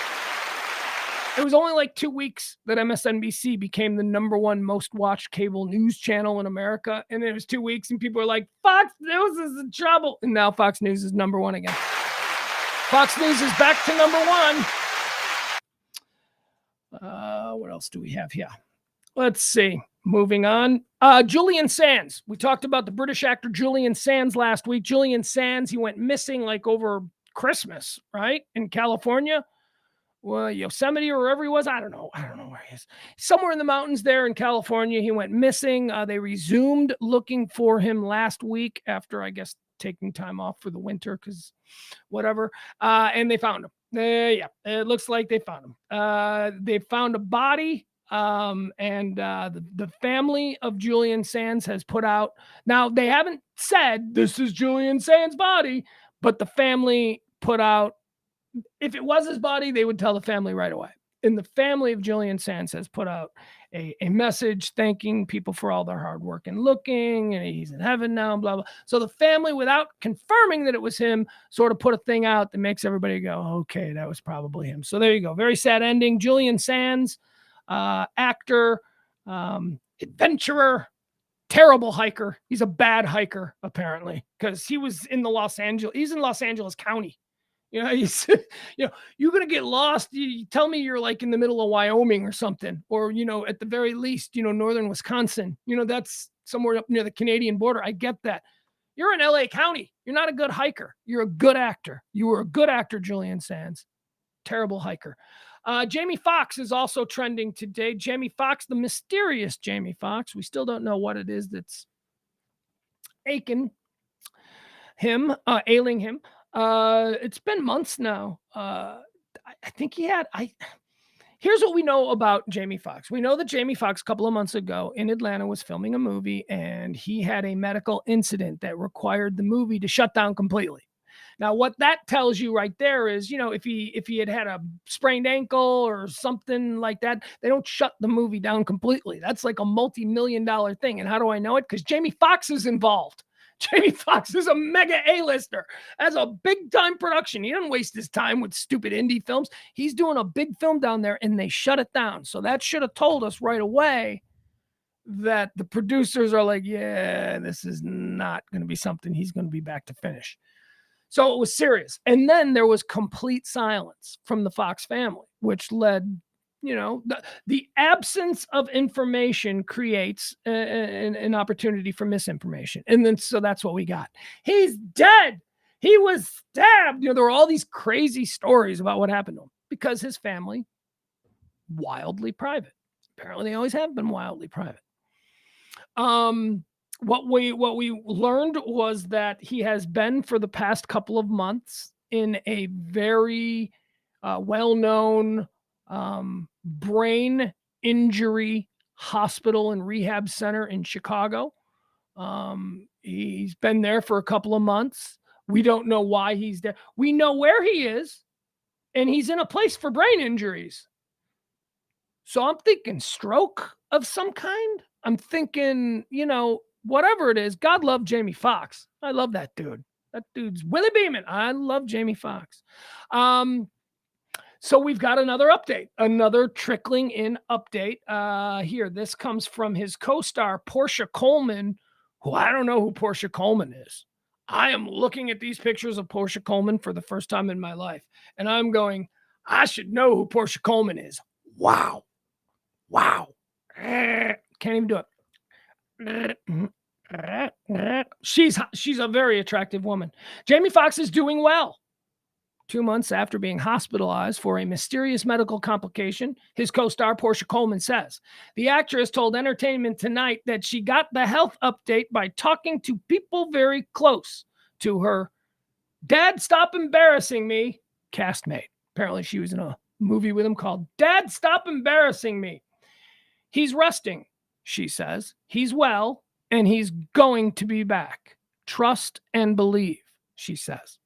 All right, see, that's all we got. That's the whole new Jamie Foxx update that we got. So here is somebody who is positioning themselves as somebody in the know. We don't know anything. No, none of us know anything about what's happening here with Jamie Foxx. So we've got to take these people seriously. She was in a movie with him. She says she's talking to his family, people close to him. And here's the words she chooses, which doesn't make me feel good. She says, he's resting. It's been 2 months. He still needs to be resting? He's resting, she claimed. He's well. Well is a very, well compared to what, right? I mean, I'm well, but, and it says here, this is the one that's most troubling to me. She says, he's going to be back. Trust and believe. Her adding trust and believe suggests to me that this is really serious, what's going on with him. And it's not just like if it was something that he was just working through and everybody believed that he would be back and he was going to be totally fine, she wouldn't say trust and believe. She would say he's resting. He's doing well. He'll be back. That's what she would say, right? And that would make me go, okay, sounds like he's on the road to recovery. But he's resting. He's well. And he will be back. Trust and believe. I don't like that. That doesn't make me feel good about the current state of Jamie Foxx. Not good. Anyway, the story, as it has been for the last 2 months, developing ... How about this? Why is Governor Abbott versus Garth Brooks a thing that people are getting all set? Well, here's why. Because Governor Abbott's an idiot. Actually, I take that back. He's not an idiot. He's not an idiot. He's an incredibly smart man. You think an idiot gets to be you're nuts. He's an incredibly smart man. I think he's evil. I think he's an incredibly smart, evil man who has his own best interest at heart. And I also think, as I've said, I think that he has some very serious psychological issues. Governor Greg Abbott. I think that the trauma that he experienced in his life has caused him to sort of see the world in a way that most people don't see it. And this is not something that I'm going on a limb saying. This is something that's very common for folks who have been through those kinds of things. That's why they go to therapy. I don't know if he's been in therapy. Probably not. It's probably not a guy who's had any kind of been given a playbook on how to sort of mentally handle this new thing. So he's lashed out. Anyway, I don't want to get into my whole Governor Abbott thing, but he did something really stupid that appears to be stupid, but I don't think it's stupid because I don't think he's stupid. I think this was done on purpose. And what it does is it shows something even worse. It shows that he doesn't give a fuck about giving out misinformation, even though he's the governor of Texas. The governor of Texas should be absolutely horrified that something he tweets might be complete horseshit. But no, not this guy. Because the governor of Texas should be someone that everyone can look to and go, but the governor of Texas says. So what's this about? Greg Abbott apparently forwarded and retweeted a news story from a parody site, a satire site. And I'll read you the story. Texas Governor Greg Abbott took to his Twitter feed. Oh God, look at this. They're trying to be cute with the story. Texas Governor Greg Abbott took his Twitter feed to some places. I get it, because Garth Brooks. Texas Governor Greg Abbott took his Twitter feed to some low places over the weekend when he was duped by a satire website as he shared literal fake news about country music icon Garth Brooks. Abbott linked to a story about Brooks from a satire website called the Dunning-Kruger Times. So the newspaper is called the Dunning-Kruger Times. So this is why he knows what the Dunning-Kruger effect is. He's got to. He's not a dumb man. He's a learned guy. The Dunning-Kruger effect. The name of this fake newspaper is the Dunning-Kruger Times. That right there tells you that, okay, I get what's going on here. So we linked to a story about Brooks from the Dunning-Kruger Times. And then it goes on to say, if that name isn't alone a giveaway, the site outright states that it's part of a network of parody, satire, and tomfoolery, and adds, if you believe that what you read here is real, you should have your head examined. That's the site, the news site that Governor Abbott is trending. Now, why, or is retweeting. So why did he retweet it? Was he trying to be funny, or is he trying to stir up the idiots? Is he trying to gin up the idiots? Because that's what you do. You gin up the idiots who don't know what Dunning-Kruger is. They look at, this comes from a newspaper called Dunning-Kruger, and the governor of Texas sent it out. So it must be true that Garth Brooks is a woke son of a bitch. That's basically what this is all about. The story Abbott shared says that Brooks was booed off stage at the 123rd annual Texas Country Jamboree in Hambreston, Texas. Governor Abbott read a story that Garth Brooks, because of his woke value, what is Garth Brooks woke? Where's Garth Brooks been for 30 years? I don't even know what it, anyway. So Governor Abbott retweets this fake news story about how Brooks was booed off stage at the 123rd annual Texas Country Jamboree in Hambreston, Texas. 123 years this thing has been going on down there in Hambreston. And the governor of the great state of Texas, he saw this, good for you, Texas. Except here's the problem. There's no such thing as the Texas Country Jamboree. It hasn't been going on for 123 years because it doesn't exist. And here's the other thing the governor of Texas should have known. Hambreston, Texas is a made-up place. There is no Hambreston, Texas. But that didn't stop old Governor Abbott from, taking one more shot at the libs, because that's what he's about. He's not about governing a state. He's about bullshit. He's about keeping stupid people angry. That's his whole gig. It's all these guys. This is not down party lines. It's not about Redbird. This is all, their job is to keep the stupidest potential voters as ginned up as angry as possible. I've been telling you this for years. But here we got a guy who is caught red-handed doing it. The story Abbott shared says Brooks was booed off stage at the 123rd annual Texas Country Jamboree in Hambreston, Texas. But the Jamboree isn't a real event, and Hambreston, Texas isn't even a real place. Details that apparently raised no red flags with the state's governor. He tweeted the story and wrote, "Go woke, go broke." He tweeted, "Good job, Texas.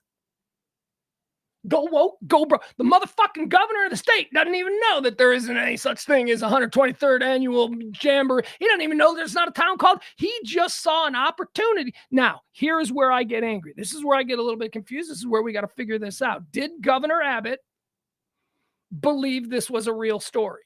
Did he see it, think it was real, not get tripped up on the Dunning-Kruger name, not get tripped up on the fact that the 123rd Texas Jamboree isn't something he's ever heard of before as governor of the state, whatever, or as governor of the state happening in a town that he's never heard of? No, none of that stuff tripped him up. He saw an opportunity to do, that stuff that they do, which is to try to divide us by pushing and forcing stuff. So did he really fall for all that stuff? Or, as I suspect, he knew it was all bullshit.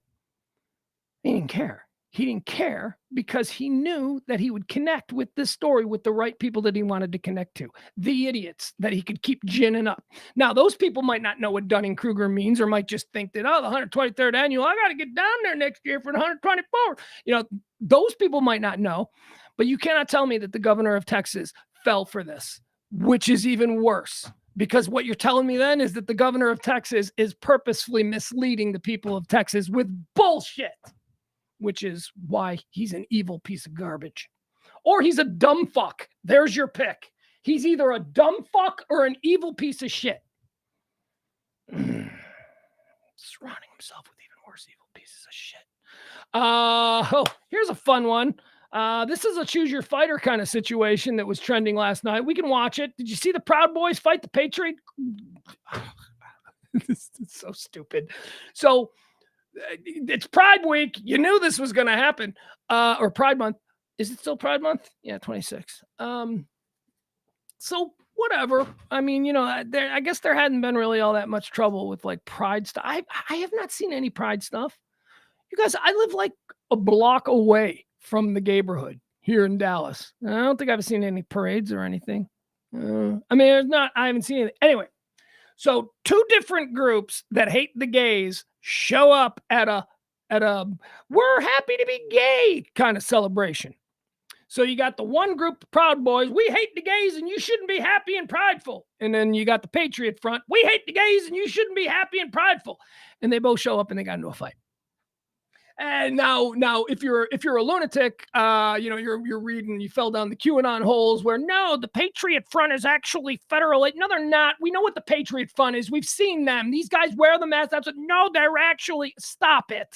Stop it. Just enjoy the idiots fighting each other. And that's what we're gonna watch now. We're gonna enjoy the idiots fighting each other. Nope, that's not gonna be the video. Let's see here. I have to say that I do. It seems like the Proud Boys are the ones calling the Patriot Front racists.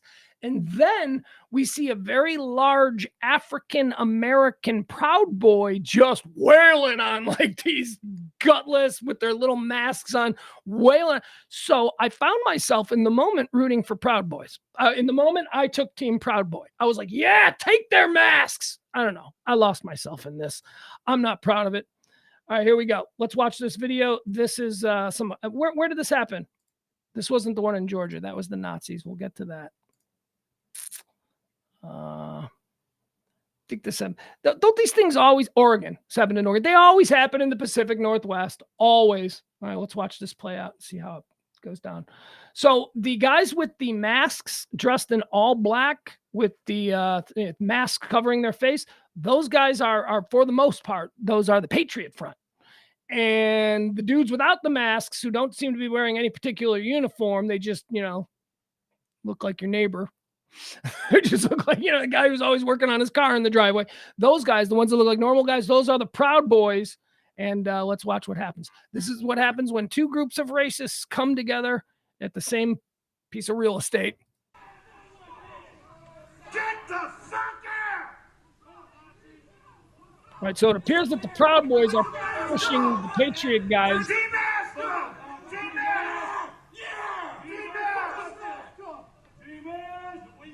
Look at what's she gonna do? What is she like?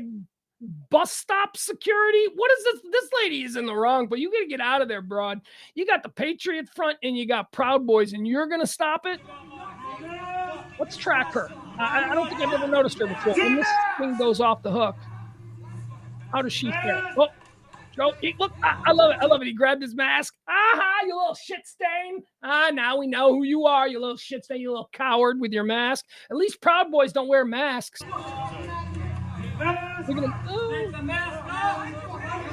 so now the Proud Boys are going to try and take all their masks.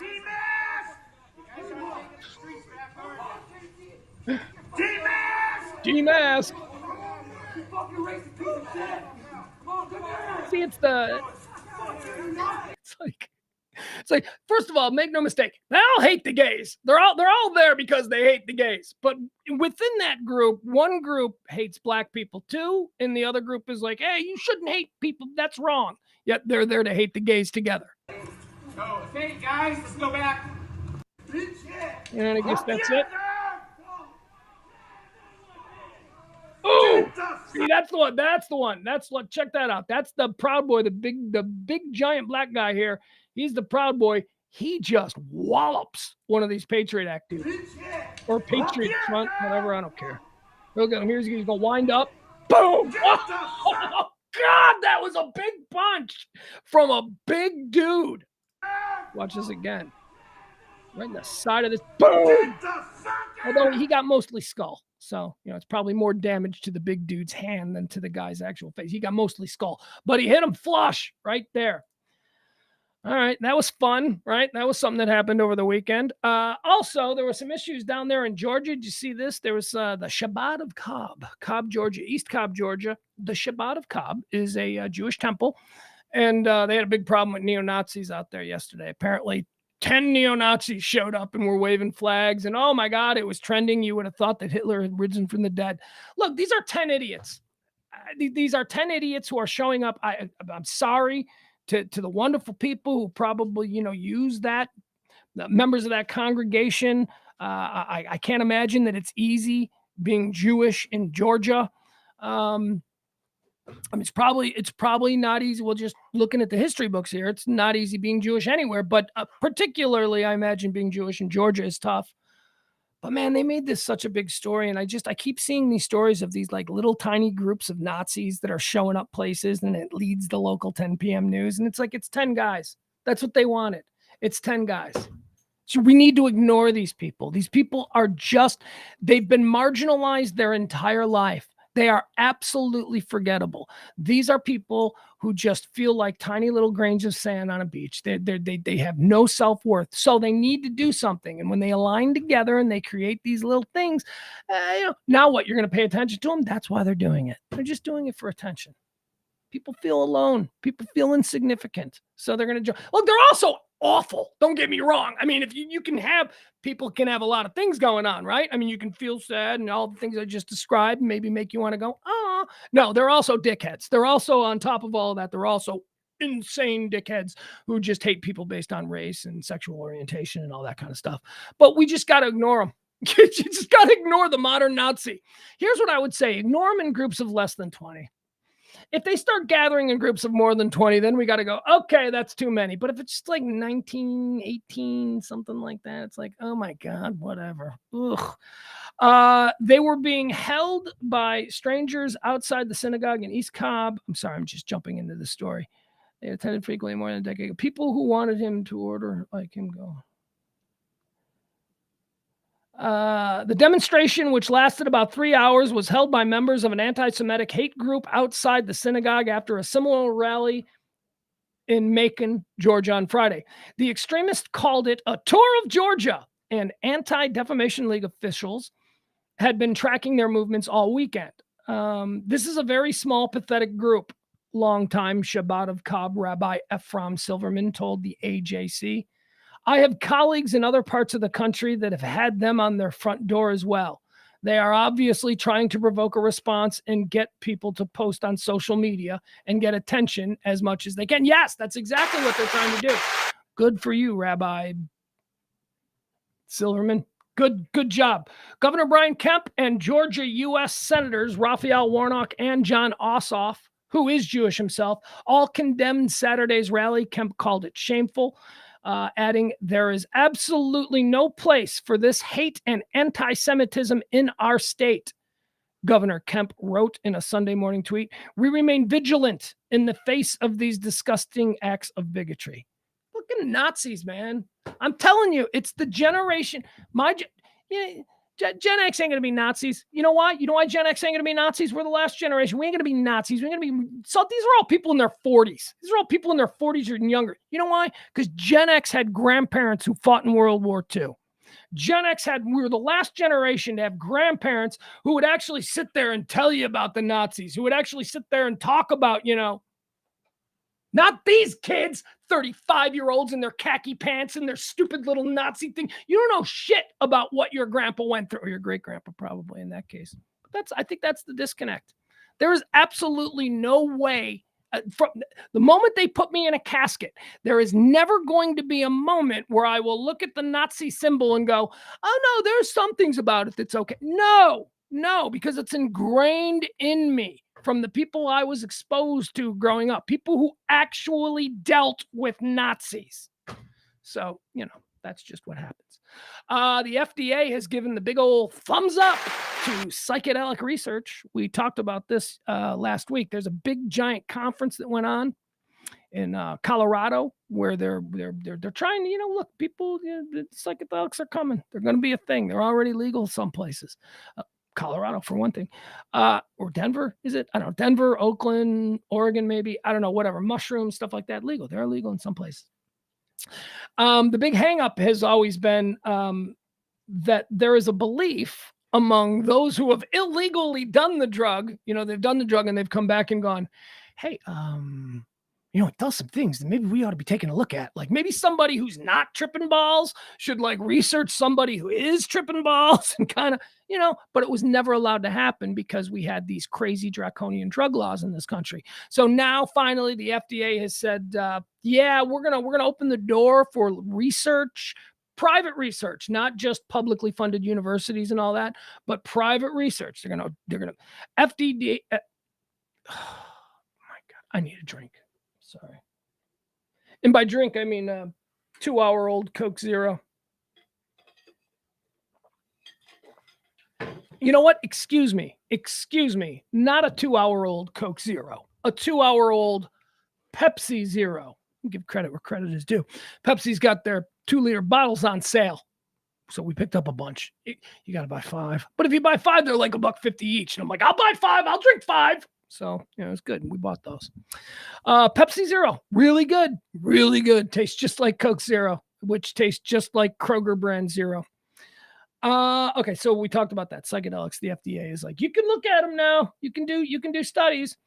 Here's a fun story for those of us here in the North Texas area. I sent this yesterday. I saw this trending yesterday, and I wanted to make sure that we had it for today. So it's not trending now, but I just thought it would be interesting for us to talk about. Dallas-Fort Worth is projected to become the biggest metro area in the United States by the year 2100. So what is that? 77 years? So in 77 years, it is believed that we right here in the Dallas-Fort Worth Metroplex will be the new largest metropolitan area in the entire country.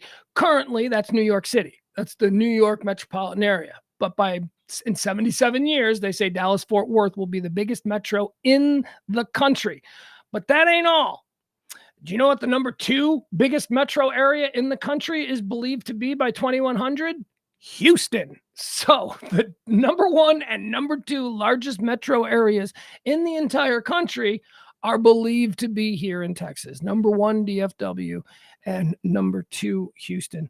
And then number 3, you have Austin, Texas, and San Antonio, and that whole little triangle there between Austin. It's all going to be built up. That is believed to be by the year 2100, the 3rd largest metropolitan area in the United States. So recapping, currently New York, Los Angeles, and Chicago are the 1, 2, 3 largest metro areas in America. By 2100, it is being predicted now that Dallas-Fort Worth will be number 1, Houston will be number 2, and Austin will be number 3. Now that's fun, and it is all entirely based.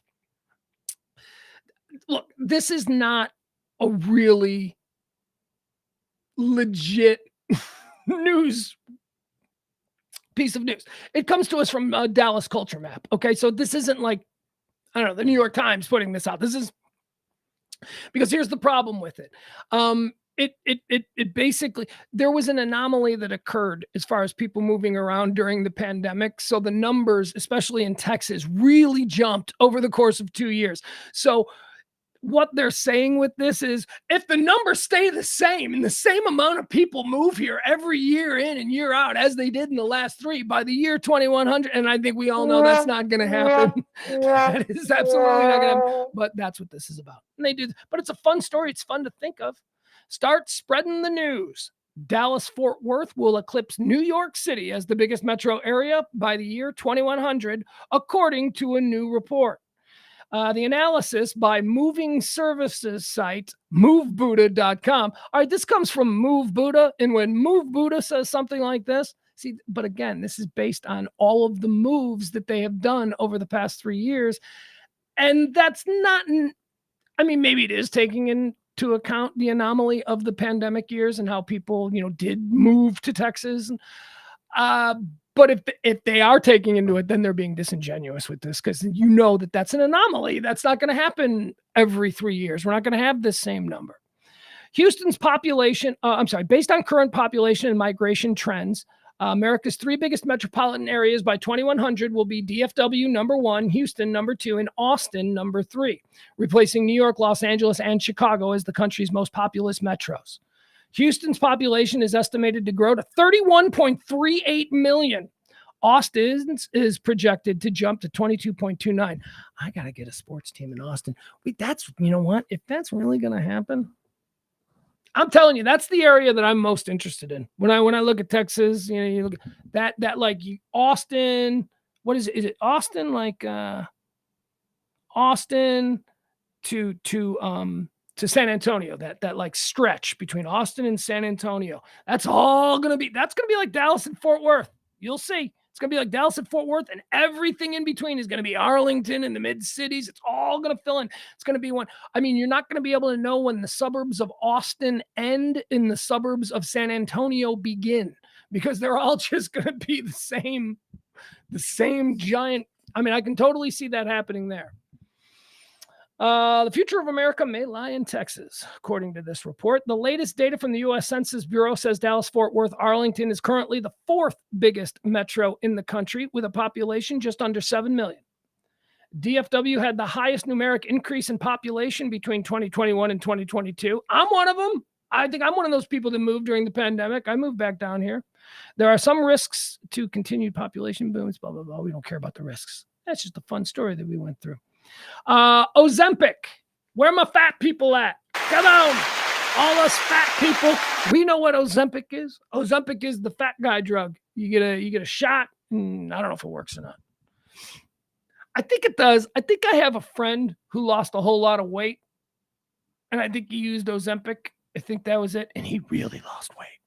He really, really lost weight. He was like 400 pounds, and now he's down to like 270. Yeah, but he's big. He's also tall. He's like 6'3", 6'4". So I think he took the Ozempic, and you have to go to the doctor and you got to get a shot. Well, guess what? Ozempic is coming in pill form. That's right. Ozempic, the wonder drug. How did they stumble across this? Because, no pills that do what they're sold to do were actually supposed to do. You know what I mean? Like, it's always like Viagra. They were trying to cure baldness, and they accidentally invented Viagra. And they're like, oh, well, it doesn't cure baldness, but gives everybody a raging heart on. Maybe that's a thing. And it was. So this was Ozempic was probably something else. They were probably trying to do something else. I don't know. Do you guys know anybody who's been on it? The Ozempic, I don't know, pills. Apparently, it's going to be a lot cheaper than the shots, and so a lot more people will do it. And I don't know what the downside is. I don't know. Let's see here. I guess, so I weigh, I'm 6 foot tall, and I currently weigh 225 pounds. Now, that's fat. And I would like to get to 199 pounds. That's right. That's my goal. My goal is to get under 200 pounds. So I got about 25. That is 20. Is Ozempic? And I don't know. Is Ozempic for people that want to lose 25 pounds? And is it worth it to me to take whatever risk and, taking this pill and this drug? And I don't know. Because remember, never mind. I don't want to get into because I thought we didn't trust pharmacy. I don't know what we're supposed to do anymore. But 25 pounds is probably not worth it to me, right? 25 pounds, I should probably just not be a lazy fat ass. Maybe I could drop 25 pounds, considering it's going to be 100 degrees over the next, couple of weeks. Furries are trending. This is a stupid story that comes to us out of England. In England, there is apparently there's some organization that the British schools pay to advise them on things. And this organization says that parents and teachers are warned not to ridicule school kids who identify as animals. Okay. This is the whole furries thing, people who identify as animals, which is not normal. Not normal. I know it's 2023. In 2045, will I be sitting here? Oh, I hope so. That would be cool. In 2045, will I be sitting here going, back in 2023, I didn't think it was all right for a kid to identify as a donkey, but now we know that it's completely acceptable. Like, is that going to be one of these changes? Because I said earlier, in 1995, I didn't support gay marriage. I was a stupid little kid. I didn't understand. I was like, but here we are now. Now I'm like, well, of course, gay people should be allowed to be married. How could I ever not think that? Good Lord, is that going to happen? Am I going to shift? At some point, I'm going to be like, furries are cool, furry rights. I don't think so. That's a bridge too far. That's just weird. There aren't kids. I'm sorry. Let me read you the story. I'll just read you the story because the story's going to make me mad. It's going to make me mad because you need to just look at a kid and you need to go, you're not a kitty cat. Okay. You're a 5-year-old human being, little boy. Stop acting like a kitty cat. You're a weirdo. And that's exactly what they're saying we shouldn't do. And I'm like, well, whatever. Maybe I would be a bad furry dad. I'd be, if my kid was gay, I'd be good. I'd be a good gay dad. I'd be like, yeah, is this your boyfriend? You guys are doing it? Really? You guys think each other? I'd be fun gay dad. I'd be totally not into it. Hey, let's go queer up in the hot tub. No, I wouldn't be like that. But you know what I mean? I'd be like, hey, all right, I'll go to the gay bar I don't care. I don't care. I want my kid to be happy. But if my kid thinks he's a cat, fuck. I mean, that's really bad. That's that's oh my God. This sounds like a topic for the Radio Misfits show, which airs every Monday through Thursday at 9:00 with myself and James Parker. Is it worse that your kid thinks he's a cat or that he kills cats? You know what I'm saying? Because the kid who kills cats doesn't necessarily mean that they're going to be a serial killer. It just means they have an interest in, I don't know what it means. It's a hypothetical, so let's not really break it down. Or is it worse if your kid thinks he's a cat?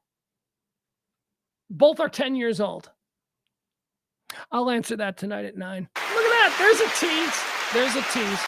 Teachers and parents have been warned. By the way, this is England. This comes from the BBC. Teachers and parents have been warned not to ridicule or overreact to school kids identifying as furries. Furries are people with an active interest in animal characters with human characteristics. A government-backed safeguarding group, government-backed means they use taxpayer dollars to pay a bunch of people to tell us to not make fun of kids who think they're cats. A government-backed safeguarding group says children dressing up in furry costumes need to, quote, feel comfortable expressing themselves. No, they don't. They need to feel. All right, you know what? I'm not gonna rant. Well, I'm gonna give you the basics and then I'll rant. Let's see here. The Safer Schools Initiative says the teachers and parents should be on the lookout for students taking up fursonas. A fursona is like a persona, but if you're a furry, you call it a fursona. Safer Schools, a respected safeguarding body, shares tips on its website, including approaching the child's interest with no judgment and showing understanding. Oh, that's a hard one. Because, I'm a dad, and some of you are dads. Do we lose our shit sometimes? So it's like, I'm for crying out loud. Knock it off. That's how I would be. Really? All right, come on inside for dinner. Come on. Would you get out of the tree? You're not a cat. Oh my God. I shit you not, little man. Get down here right now. I mean, I'd be like that. You're not a fucking cat, you weirdo. Get down here. What's going on with you? Then you go out for ice cream and you have the heartfelt talk about the whiskers. I'm not saying I'd be good at this. Thankfully, the good Lord gave me a child who presents me with different issues. Not that I'm not saying I'm issue free. We got issues, but they seem to be issues that I'm more ready for. I wouldn't be ready for the whole I think I'm a cat. Safer Schools, a respected safeguarding body, shares tips on its website, including approaching the child's interest with no judgment and showing understanding. What you should not do is overreact or ridicule it. No, that's exactly what I think you should do. I think if your kid is like 10 years old and your kid honestly thinks he's a donkey or whatever, because it's not just, I'm saying cats, but because that's the example they give here, but it could be a dog. You know, your kid's not a dog.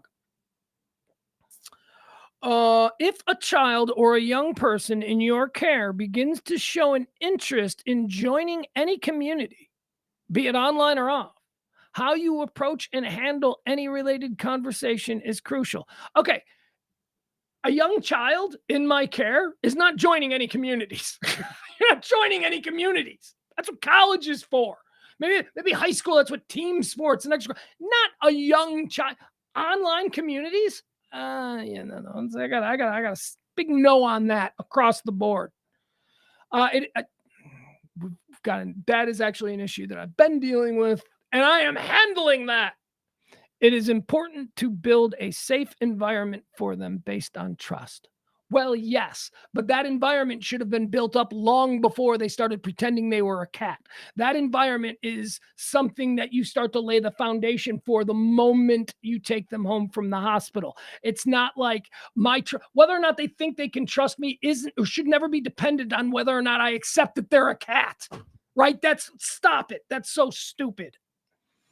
Safer Schools has had government funding for the development of its apps, works closely with a number of local authorities, and trains teachers on safeguarding. It makes clear it is not promoting furries, but highlighting the risks of handling the situation wrong. We try to provide information. I can't do this story anymore. I don't care. This guy, seriously, this is stupid. We all know this is stupid. You're not a cat. Now, here's where I'm willing to go on this, okay? Here's where I'm willing to go. Psst, hey, come here, furry. Come here. Hey, this is great. Like, I get this. This is fun, and you're freaking people out. But you don't really think you're an animal, right? You know you're a human being, right? You know this, right? Now, if they were to answer me, yeah, man, it's just a goof, then I'd be like, all right, go ahead. You fine. You furries go, man. I like it. But the fact that we don't know it's a bit is what makes it so, we don't know if it's a bit or not, is what makes it so insane. Because I'm sorry, I got no room in my life for a human being wearing a fursuit, pretending or believing that they're actually some kind of other species. Nope, not going to do it. Hey, the world's ugliest dog. World's ugliest dog showed up. They give that award every year. You want to see this ugly freak? You want to see this? This is the world's ugliest dog. Meet Scooter. He's the winner of this year's ugliest dog contest. Scooter isn't what many would call a conventional beauty. No, he isn't. He looks like something that I would kill with a rake. He does not look like a dog. He looks like the 7-year-old Chinese crested dog with reverse hind legs is nearly bald, but for a shock of white wispy hair. But it's those kinds of peculiarities that endeared the pooch to judges at the world's ugliest dog contest in Petaluma, California. Okay, that's what I was getting to. I wanted to see where this was. Here you go. You ready to see this atrocity? And I'm a dog guy. I love dogs. Don't get me wrong. I mean, he just looks gross. He looks sickly. He looks like if you picked him up. All right, that's not a great picture. That's an awful looking creature. That is, I mean, I've seen rodents in alleys that were more attractive than this thing. Is that tongue permanently hanging out of his side like that? Because I like that. Or is this dog just leaning into being ugly and it's like, doing the catwalk thing? Like kind of. All right, are there any other pictures? There's got to be a better picture of this guy. Kill him with a rake. Oh my God. Holy shit. It looks like that does not look normal. That looks like, what does that look like? That looks like an armadillo's body. Look at what's going on with the legs. Look at the legs and that gross tail.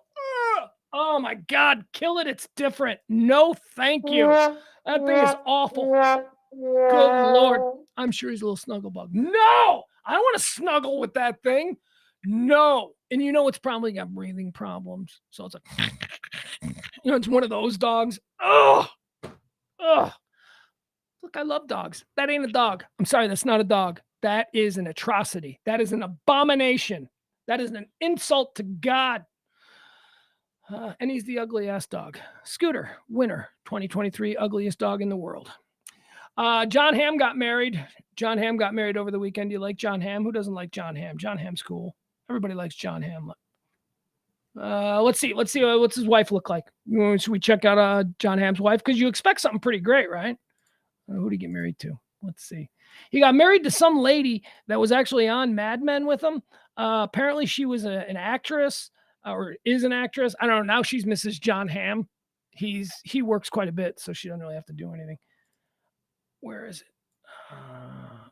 Yeah, there it is. Look at that. Okay, good for them. Should I just? Yeah, we're gonna do it like this. All right, so she was on like the last season of Mad Men. Remember where John Hamm like left the advertising agency and he went out to California and he started hanging out in like a hippie commune and all that. She was like one of the hippie commune girls that was with him, and they started dating. And boom, there she is, the beautiful Mrs. John Hamm. Her name is Anna Osceola. Now it's Anna Osceola Hamm. Let's see what the two of them. She's very pretty, 35-year-old. There they are. There's the two of them getting ready to walk in. Look at that. Look at that son of a bitch. He's a 53-year-old John Hamm. He looks like Cary Grant in the 1970s, doesn't he? Handsome son of a bitch. Look at them. There they are walking in. She's pretty, beautiful dress, beautiful woman. She's John Hamm caliber. Absolutely. You got to make sure. Look at that. Look at the slit up the dress. Sexy. John Hamm, I really like John Hamm, and John Hamm should not be. There you go. How about a little bit of it for the Hams?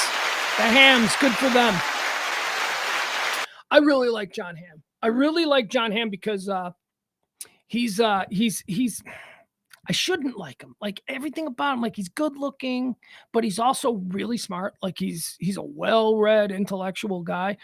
He's really smart. He's good looking. He's like super athletic. Like he was really good at tennis. Like he was like going to be a tennis pro, but then some modeling agency discovered him. And he's like, oh, I'm just going to go get my picture taken for a lot of money instead, which I can't blame him. Then it turns out he's super funny too. But not only is he super funny and could probably work the rest of his life doing comedic roles, he's also really good in dramatic roles. Don Draper was a dramatic role. He was really good in that. All of those things should make me hate him. Because I think you should only be allowed to have 3 of those. You shouldn't have all 5. You should only have about 3 of those. He's got all 5, so I should hate him. But I don't. John Hamm, good for him. And finally today, we're going to wrap it up with this. This is the last one that we'll do. This is fun. Glastonbury, the big English rock festival, music festival. I say rock, but it's music in general. It's all kinds of music. Glastonbury was going on, and my man here is having a bit of a moment. And who is my man? My man is Rick Astley. You guys, never gonna give you up, never gonna let you down, never gonna hold it back. The Rick rolling phenomena of a number of years ago sort of kept him in the public consciousness way past his due date. I mean, he had a couple of hits 30 years ago. He should be a forgotten one-hit wonder, but somehow Rick rolling became a thing. Think about this. Rick rolling became a thing. Do you believe in the butterfly effect? Do you know what the butterfly effect that every flutter of a butterfly wings, every time a butterfly flutters its wings, it causes an equal reaction that changes the world. You know what I mean? Like you got hit by that car crossing the street because a butterfly in the Amazon fluttered its wing. It's deep. Get high, smoke a joint, have a conversation with somebody about the butterfly effect. Anyway, it's crazy. So this is like a real butterfly effect that kind of had a huge effect on Rick Astley, who, again, as I said, was a forgettable guy, just completely forgettable. Couple hits, Rick Astley, whatever happened to him, that's who he was. Some dude in a dorm room probably was goofing around with his friends. They were probably shit-faced, and they created the very first Rickroll. And then Rick-rolling became a thing. And what did they just randomly choose Rick Astley? Like, why isn't it Kajagoogoo rolling? Or why isn't it Simply Red rolling? There's any number of why isn't it Pet Shop Boys rolling? It's Rick rolling. Maybe because it just sounded better. But Rick rolling is where you watch something. If you're unfamiliar, and I'm sure you're not, but Rick rolling is where you're watching a video on YouTube and it's a topic that you're interested in, and then all of a sudden it goes to the Rick Astley video, Never Gonna Give You Up, or Together Forever and Ever. And then you go, oh, this isn't a real video. I've been Rick rolled. Oh, whatever. So that kept him alive. Like, one kid does that as a joke, and all of a sudden Rick Astley's phone starts ringing. And they're like, hey, people know who you are again. Holy crap. Now that's butterfly effect. So Rick Astley is having a bit of a resurgent moment. And he's got a new series of, what is he doing for? It's commercials. And he's really funny in them. He's really funny in these commercials that I saw over the weekend. He's got a song that is currently on the charts in the UK. And I don't know, I haven't heard it, but he's got some stuff going on. And for that reason, I'm sure that, the reason is the Rick rolling. He's been, my 14-year-old knows who Rick Astley is. There is no reason that my 14-year-old son should know who Rick Astley is. Okay. He, like I said, he doesn't know who Simply Red is, right? He doesn't know who, I'm trying to think of somebody else from back then. He doesn't know who Eldo Nova, that's rock, I know, different thing, but he doesn't know who that is, but he knows who Rick Astley is. So the dude has stayed around. So he performed at Glastonbury, and this went viral, and everybody's kind of excited about it, and so I thought I'd play it. This is Rick Astley, he of Rick rolling. Oh, the other thing about him is that he was a drummer. People don't know this. People just think that he was a singer, but he was like a really accomplished rock drummer before he decided to just be Together Forever, before he decided to be that guy. So here is Rick Astley taking the stage at Glastonbury to a massive crowd. And he did this, and this is going viral.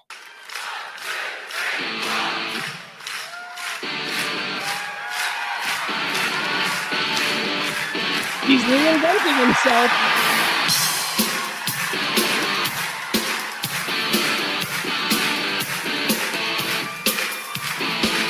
It went easy, it went free.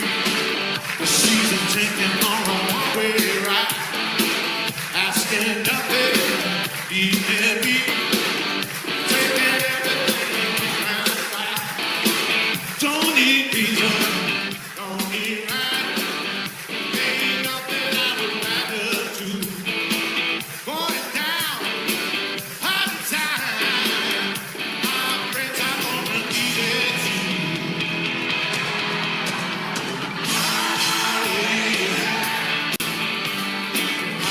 That's fun. Rick Astley. Yeah. Together forever. That's fun. Rick Astley. There you go. All right. That's it, folks. We're gonna wrap this show up. We'll be back tonight at 9:00. Remember, tonight at 9:00, I will be answering the question, would I rather have my kid kill cats or think he's a cat? I'll pose that to the boys during the Radio Misfits show tonight at 9:00. Myself, Pugs Moran, James Parker, and E, the artist. Also, we'll go through some of what I witnessed out there at Lake Louisville this weekend concerning E, who will heretofore be known as the Prince of Party Cove. Anything else I need to mention to you guys? No, I don't. Tip the show if you can, please. We're at that point of the month now where, we've got nothing this month. So help out if you can. A little tip to the Cash App or the Venmo would be greatly appreciated. Love you all. There you go. We did that. What else? Is there anything else? Is there anything else that we need to get into? Trying to think if there's anything that we did this weekend that I wanted to mention. Oh God. Oh, geez, you guys. All right. So I this is just apropos of nothing other than, just me story time here at the end of the show. And why not?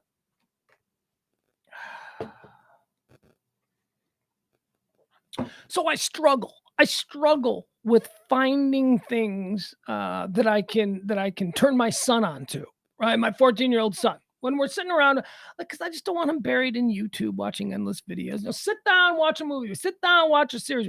And typically, I apparently, and this is good because not a lot of parents have this. Apparently, I have pretty good credibility with him. When I say we're gonna sit down, we're gonna watch this, you're gonna like it, he'll be like, I don't want to watch it. And then he's like, no, Dad, you do. You pick out some good things. There are whole bunches of stuff that he would never have watched that he now loves. Chief among them, Always Sunny in Philadelphia, Arrested Development, 30 Rock. Like, these are all things that he totally loves, that he gets. And so, he would never have seen them from me. So we had a particularly big disagreement over whether or not we were going to watch The Longest Yard, whether it was we were going to watch the original Burt Reynolds Longest Yard, which is what I was advocating for, or the Adam Sandler Chris Rock remake that he was advocating for. And so it just turned into a thing. And I said, look, I am not saying that I will not watch the Adam Sandler Chris Rock remake, but what I'm saying is that you should not watch that first. You should watch the original, and then you can compare it, because see, then it's fun. I don't want to watch an old movie. It's like you get that with the kids. So I was like, never mind. So I ignored them. So whatever, you go bury yourself in your pad. I'm going to sit here. I'm going to watch what I'm watching. So I just happened to have been, I re-binged, I re-binge shows. Like, I got like 5 different, smart people are like, I read 3 books at once. Yeah, well, I don't do that. I watch 3 series at once. I like re-binge 3 series, at least 3 at once. Right now, the 3 that I am binging are re-binging It's Always Sunny in Philadelphia. All 16 seasons. That's a good one, because that'll take me till like fall. I'll still be watching in fall. So I'm re-binging that. I just finished Tyrant, so that's off. And when I got rid of Tyrant, I had to adopt a new one, and I'm rewatching Shameless. I don't know if you've ever seen Shameless on HBO or on Showtime, but it's now available it's on Netflix. So if you got Netflix, you can watch Shameless. And Shameless is just such an amazing show. And I'm watching Shameless, and it's not a show that I wanted my kid to watch. It's not really something I think he'd be interested in. He's 14 years old. My kid loves Shameless now. I can see a show that I didn't try to push on him, a show that I was just like, yeah, dude, do whatever you want. I'm just going to watch my stuff. Just, whatever. And I'm watching it, and he's like, who's that guy? And I'm like, oh, that's Lip. What is he? Is he the oldest? And now he's into it. So over the course of the weekend, we ripped through like 6 episodes. We watched like 3 in a row Saturday night. Anyway, we ripped through a bunch of episodes, and then yesterday I tipped him to the new show, The Bear, which is on Hulu, which I don't know if you guys watch Hulu shows, but if you like Shameless, I need to remind you, because The Bear, the new season 2 of The Bear, is now on Hulu. And The Bear season 1 is fantastic. It's just a terrific show. It's very much like Shameless. So if you like Shameless, it's the same sort of feeling. It's the same sort of attitude. It's the same neighborhood. I mean, it's the same star, Jeremy Allen White, who played Lip in Shameless, plays Carmy on The Bear. It's a great show. So I said to him, during a break, I go, oh, you know what? You should be aware of this new show on Hulu that you can watch when he goes home. And I told him it's a bear, and I said it's Philip, or it's Lip from Shameless, because he likes Lip. He's like, it's like his favorite character on Shameless. Well, let's be honest, he likes Fiona, but he also likes Lip. He likes Lip. And so I thought we should watch this because it's Lip all grown up. It's like, Lip now because we're watching season 1 of Shameless. You know him as like a 16, 17-year-old kid, but the bear is 10 years later, and he's a grown up. So we watched that last night, and then we got into a huge fight over Italian beef, because in the show The Bear, Jeremy Allen White plays Carmy, and he is a world-class chef who has moved back to his Chicago neighborhood, where he has taken over his family's Italian beef joint. And they're all these beautiful. It's beef porn. If you love Italian beef, watching the show The Bear is beef porn, because they're constantly making it and they're braising it, and you're seeing the sandwiches and all this kind of stuff. So we're watching the first episode, and my son decides last night that he needs an Italian beef sandwich. He's like, Dad, let's go get beef sandwiches. I go, kiddo, we're in Texas. First of all, Jimmy's is closed. Jimmy's would be the place we would go to. Like, Jimmy's is closed, and we're not going to Portillo's. That started a huge fight because I maintained that Portillo's was too far out of the way, and that we weren't going to drive 20 miles to go get, you know what I mean, and then wait in line. And he didn't want to hear it, so that was a problem that we had. That story had no point other than I wanted to remind everybody that you can now catch season 2 of The Bear, available as we speak on Hulu. So good. Such a good show. I've got my song. Quit saying Ashley. Shut up. It's Ashley. I know. I don't care. I don't care, Russ. Does that bother you, Russ? Russ Rubio? Or Brian Granger? Sometimes I get names wrong. Did you know what I was talking about? Yeah, you did. Russ, you knew who I meant. Morley's, I'm gonna climb up on top of the billboard and I'm gonna point out that he's saying it wrong, because I don't mean that I say it right.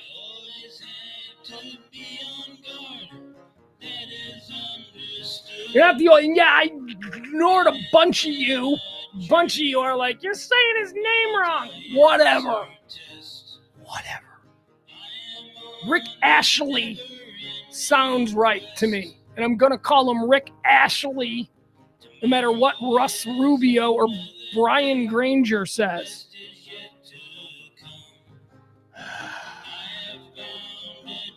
No, Al, you are awesome.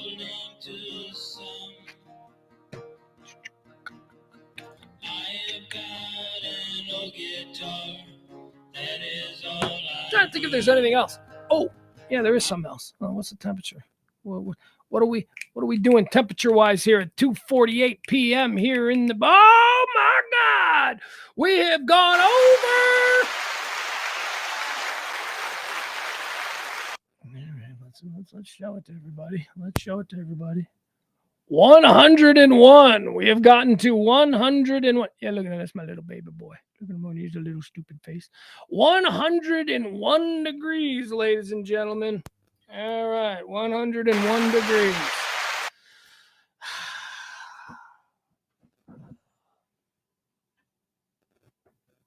Hey, dog.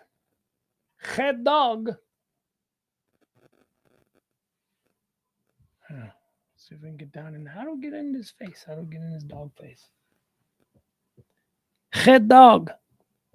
See though, we are not going outside, baby. It is 101 degrees. You are going to stay in here for at least the next 8 hours. And you are going to suck up air conditioning in there. She's going to go eat her butt. Okay, yeah. We don't need to see her eating her butt. I know. That's what I like to do. Wake up, first thing, eat my butt. Friggin' dogs. She's still eating her butt. Stop eating your butt. And she's going to try and kiss me. She's going to try and like, no, dog is not allowed to kiss my face. You don't lick my face, dog. I hate that. You ever seen people who do that? People who like let dogs lick their face? I love dogs. I will cuddle with a dog. I will kiss a dog's belly, all that stuff. I don't want that dog tongue coming anywhere near me. Ugh. Hi, baby. Hello, baby.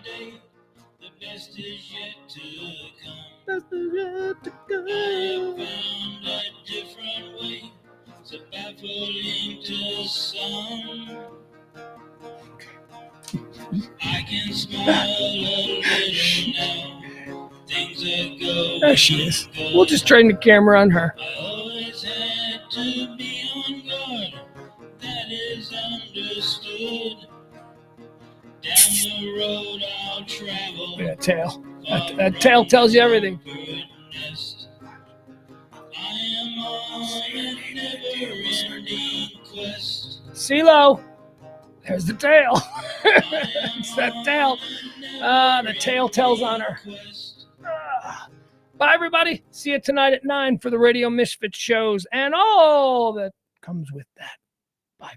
Ran out of time. No. crying out. Oh, this is a mess. You know what? We got to do that again.